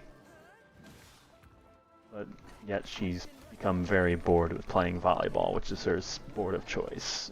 And that's happened to her with a lot of different sports she's played. She's gotten to the point where she's so much better than everyone she comes into contact with that she gets tired of it.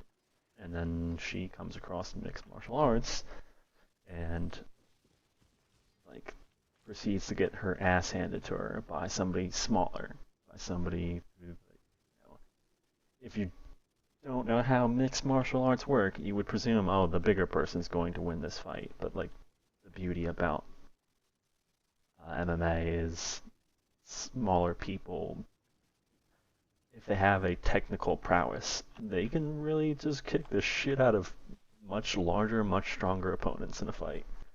So yeah, Tepu, really good manga. A genuinely good sports manga that I think takes it in interesting directions. Probably get some healing.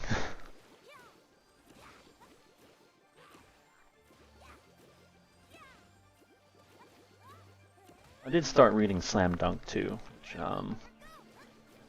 obviously a all-time like classic sports manga. I'm not very far in it, but I do like it. I'm like early on enough that I like it's still pretty jokey. Still mostly like a gag manga in a lot of ways, but like, I know it gets serious. I also just I can't remember that dude's name. I'm terrible at remembering names of people on stream. Like I love that artist. His stuff is fantastic. He is 90% of the reason why I ended up playing Lost Odysseys because he did a bunch of character designs for that game. And they all look fucking fantastic.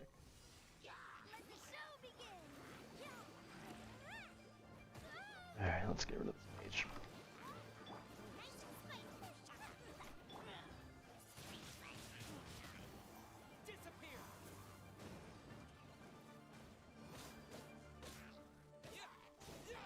need to read more manga in general. Like I'm bad at I'll put things on my list of stuff to read. I just don't get to it as soon as I would like, or like I end up starting up. I feel like I've started more long series that I just it's taking time to finish. Like Slam Dunk is a long manga. I need to like watch or read more things like Tepu. Tepu's only like 30, 40 chapters.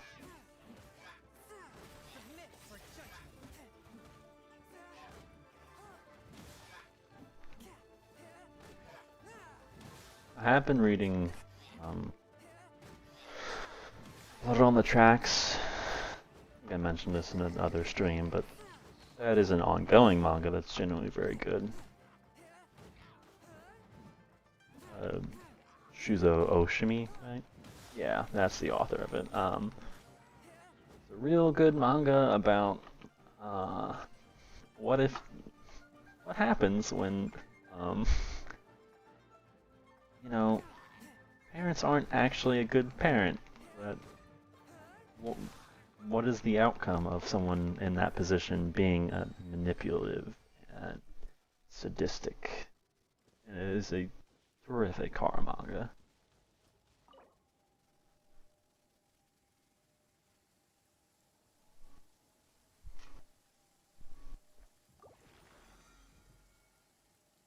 Almost there.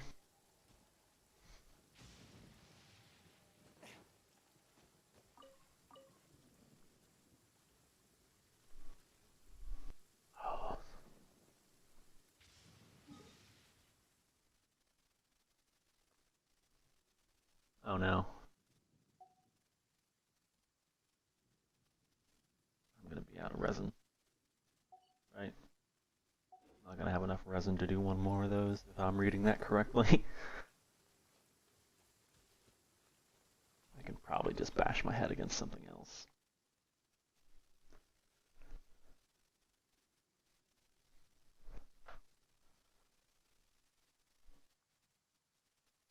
Exorcism uses thaumaturgy and martial arts to conquer evil.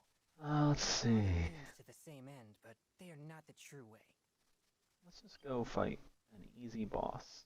I know I can take out with relative ease, and I'm sure that will give me enough to level up.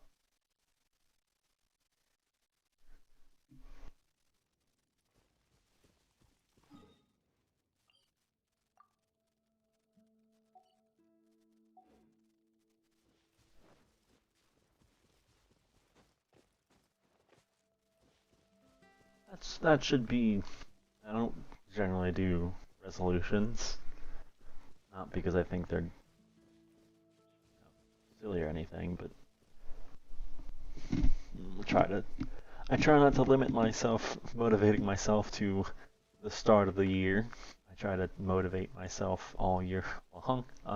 I should try to read more manga this year.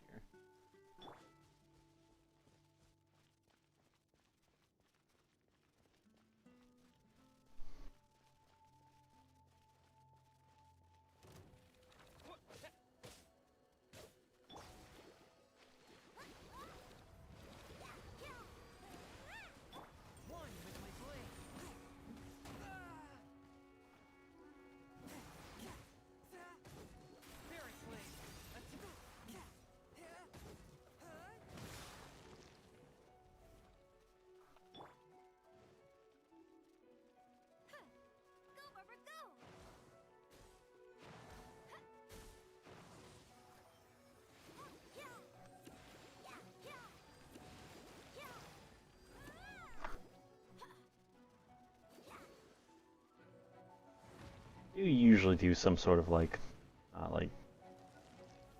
published anyway resolution in regards to like the anime channel or the YouTube channel rather. But, you know, I would like to. I think if I were to hit 5,000 subs this year, that seems like a relatively easy thing to do. I think that's very doable. That is a safe New Year's resolution for myself. Because we'll hit 3,000 will happen within the next like couple days. So it's really just a matter of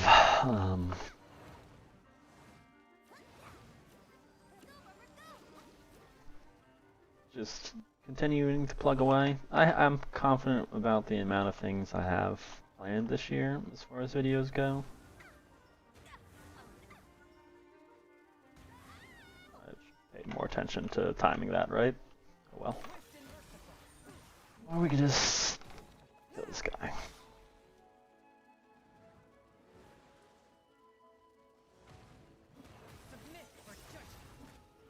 I'm really like zoning out at this point. Yeah, I think 5,000 is doable. I would just like to continue to put myself in a position, like, I know the thing with YouTube is that I kind of just need to get lucky. And, like, have the algorithm either really favor a video, or a couple videos, or like have a bigger channel, like, say, hey, this person is worth watching, go check out their stuff.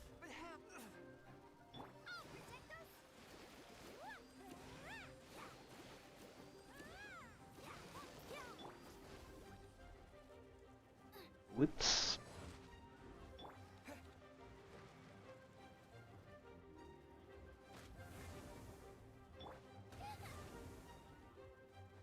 Oh yeah, now I remember what I'm supposed to do with that. Oh well. Not that it's gonna really matter much now. Let the show begin.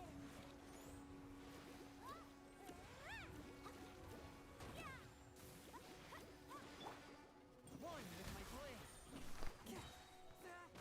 Submit for judgment.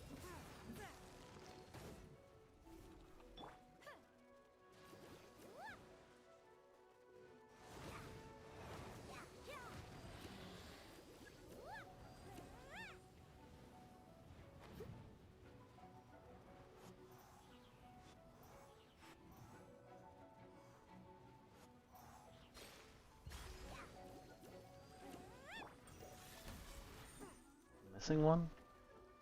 Nope.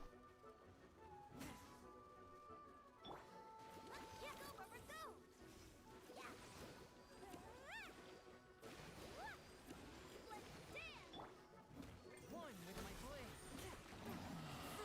There we go.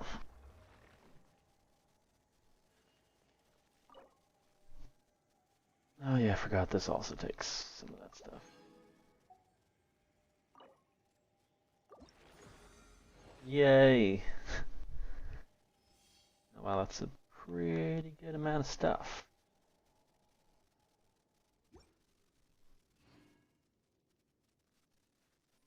Okay. Now we're just going to clear through all these little notifications other than the character story stuff. Probably call it there because I've been streaming for approaching 4 hours, and that's a long time. I had somewhat intended it to be a little shorter than usual, just so that I can get back to writing and playing and doing YouTube-related work, but To quiet the spirit and calm my vital energies. this guy really just likes Water with ice is the most effective. letting me know how he takes his meals. It's kind of annoying. Oh yeah, here's what we should do. We could probably claim all this stuff. See if I can't get myself some rolls, and maybe get Beidou.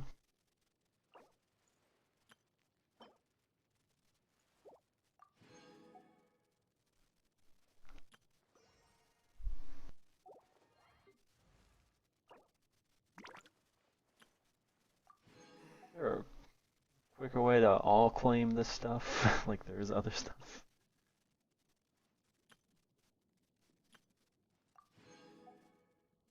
I wonder when I'll be as tall as my big...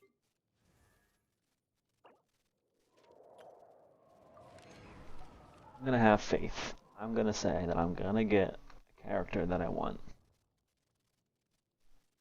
Because I've gotten a lot of characters already, so why would they give me a repeat, right? That would be silly.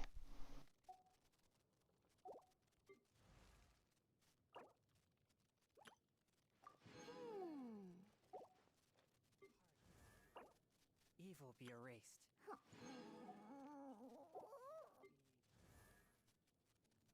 I always forget that last part.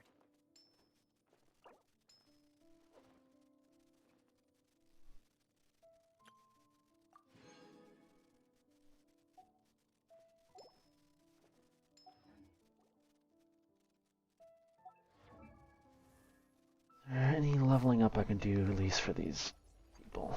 Get them to...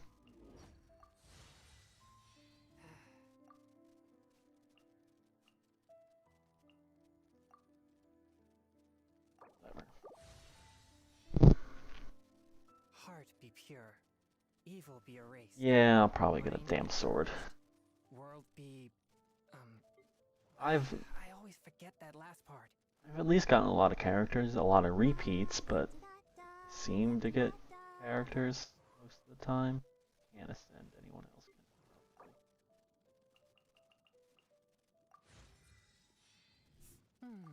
I don't get it. I know what they're doing. I know what they're up to here. I know they're trying to get me to spend money. And I will eventually spend money on this game. I don't have a problem with like, hey, this is a free-to-play thing that I've put. At this point, I've probably put like 40 hours into this game. I don't mind throwing them 20 bucks or so. That seems fair.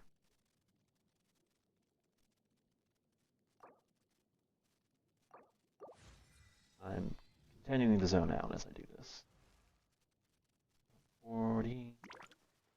I Can take she my ascend? coal to quiet the No, spirit I'm missing and one of calm my those. vital Which, energies. didn't I fight a lot of the things that... Water with ice is the most effective. Yeah, I did, didn't I? Maybe they weren't all... No, they were... I'm pretty sure I fought a fair few of those, and maybe I just didn't get lucky with the damn drops. You cannot ascend because I'm missing... Yeah. Stuff. Okay.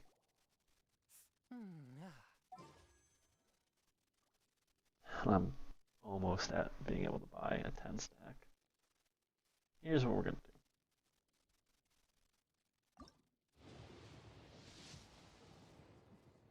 Let's see.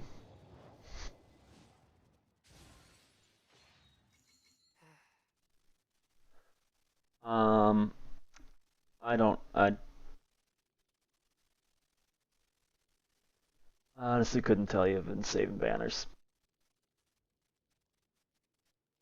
Saving for banners, generally speaking.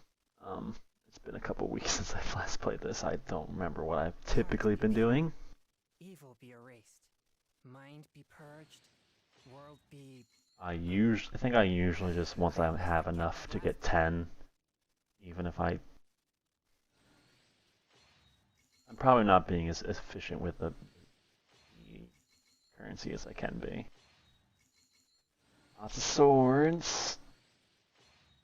What's gonna be my special gift, though? Yes, thank you. Thank you. Finally, an electric character, and one I like. This 4 hours has been worth it. Oh, fucking finally. I take my meal's coal to quiet the spirit and calm my vital energies.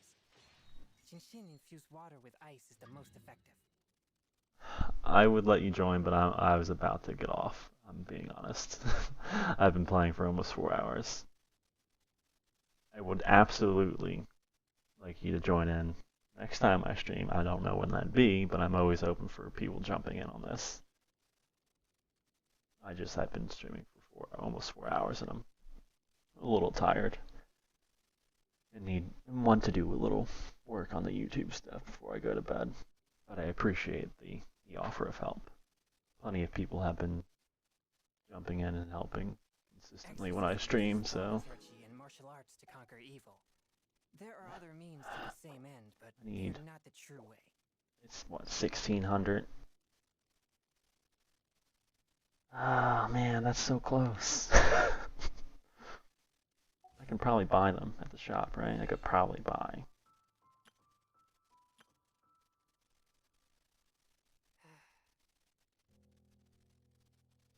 I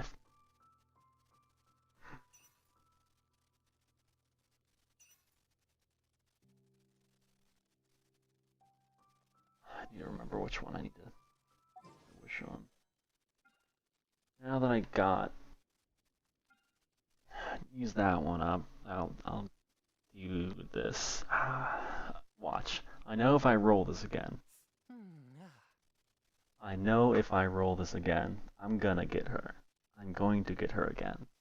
And that's just gonna be... This one takes what? Intertwined. Insufficient value. Maybe. Wrong one.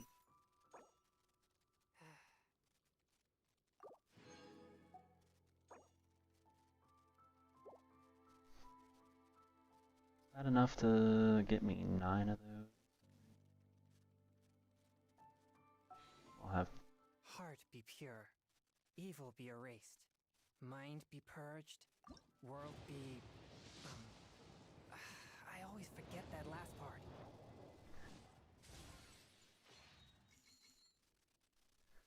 I would like to get Bennett. I'd be okay with that. I have a feeling I'm gonna get Fischl again. I don't need what's her face, Sucrose, or whatever hell her name is.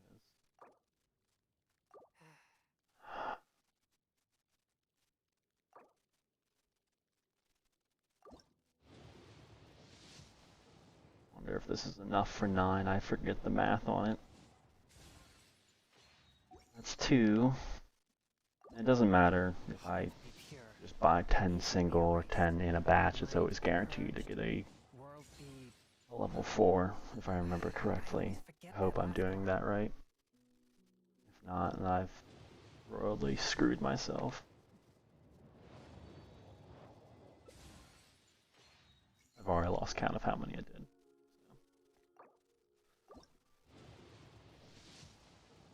What I want is Beidou. This is Beidou. God damn it! I already have her. Fuck.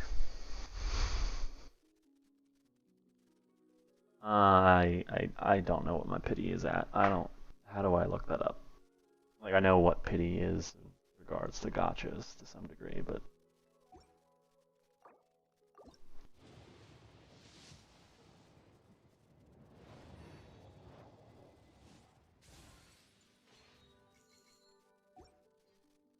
Is that just in reference to, like, how many I need to get until... never mind. I'm tired. In the history, okay.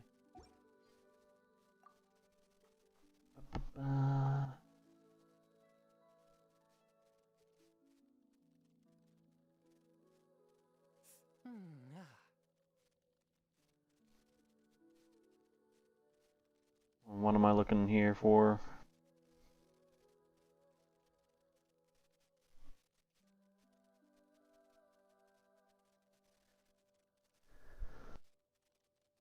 The guarantee 5 and 90 pools.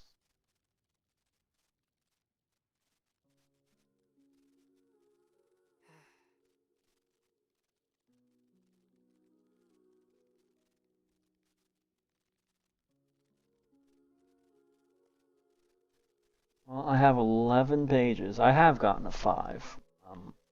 Exorcism Remember uses correctly already. and martial arts to conquer evil. There are other means to the same end, but they are not the true way. Didn't I got a 5. Did I miss it while I was scrolling? It is different for each banner. Okay. I thought I had a 5-star character already. Like, just in general, I thought I got something that was 5-star. Maybe I'm misremembering.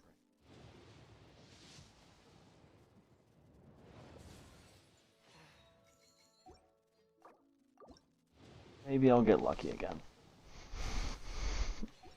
I have my doubts.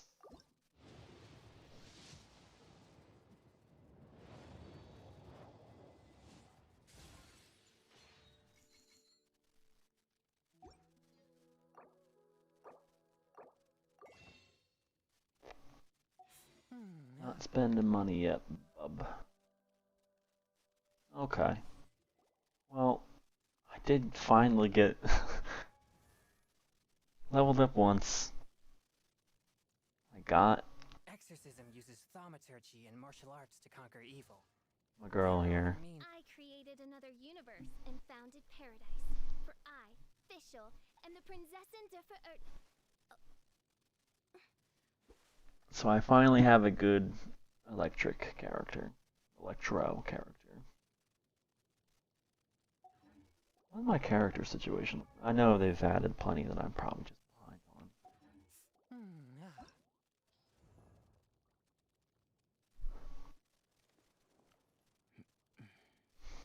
Yeah, I mean, I have a decent amount of the characters.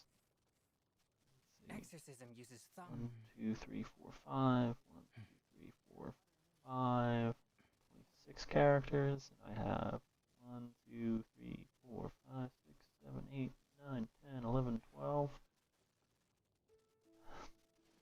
So, halfway.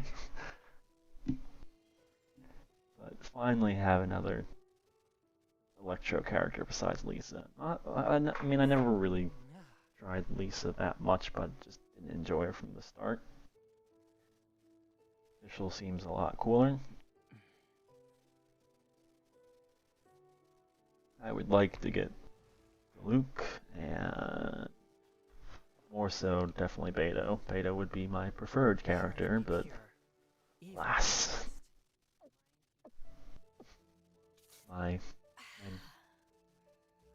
dear eye patch lady is going to have to wait for another day. Yeah, I feel like that's the thing, is that I've seen people say, oh yeah, the electro characters besides Lisa are good. I've seen somebody who comes in, somebody who's helped me play and has jumped in sometimes. It has Fischl and Razor, and I think that's all they have. And no, they have Beidou as well, and all of them seem good. They all seem like good characters. I like Kiki. I like Diona. Seems cool. I haven't really had it. Like, I don't. The bow characters, I haven't been big on bow characters, so. Noelle's fun. She was my main heavy person for a while. But I don't have, like, I didn't have something to combo her with. So I thankfully got this guy 3 times in a row. Exorcism uses thaumaturgy and martial arts to conquer evil. Oh, I guess to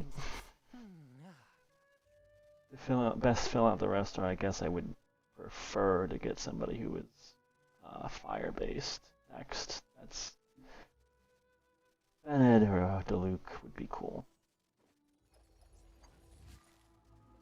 That way I can have a fire character. That Zhongling was fun for a while, but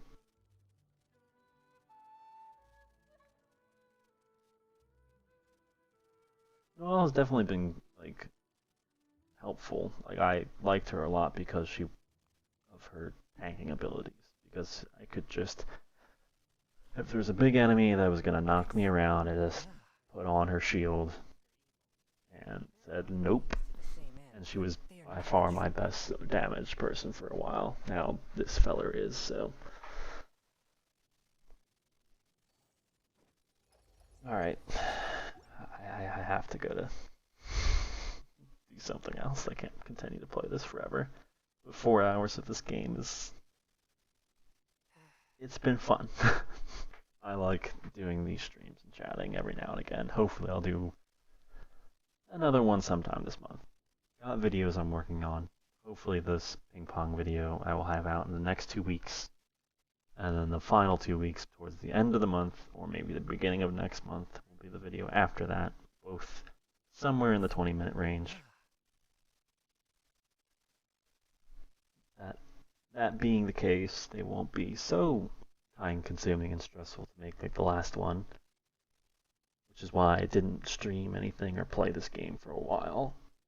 I take my meals cold to quiet the spirit and calm my vital energies. So I'll probably be able to stream this game again sometime soon. Yeah, the 5-star thing has been annoying. I wish I would. I get why they're doing it that way. But I would like to, I don't know, maybe get one of them one day. Hopefully they rotate them back in eventually.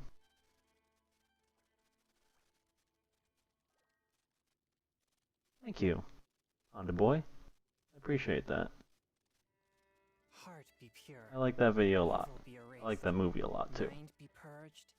World be. Alright, enough rambling. I need to stop here after 4 hours of playing this. It's been fun. Hope you all have a lovely rest of your day. Thank you for watching. Thanks for the advice and help, and thanks for the good conversation.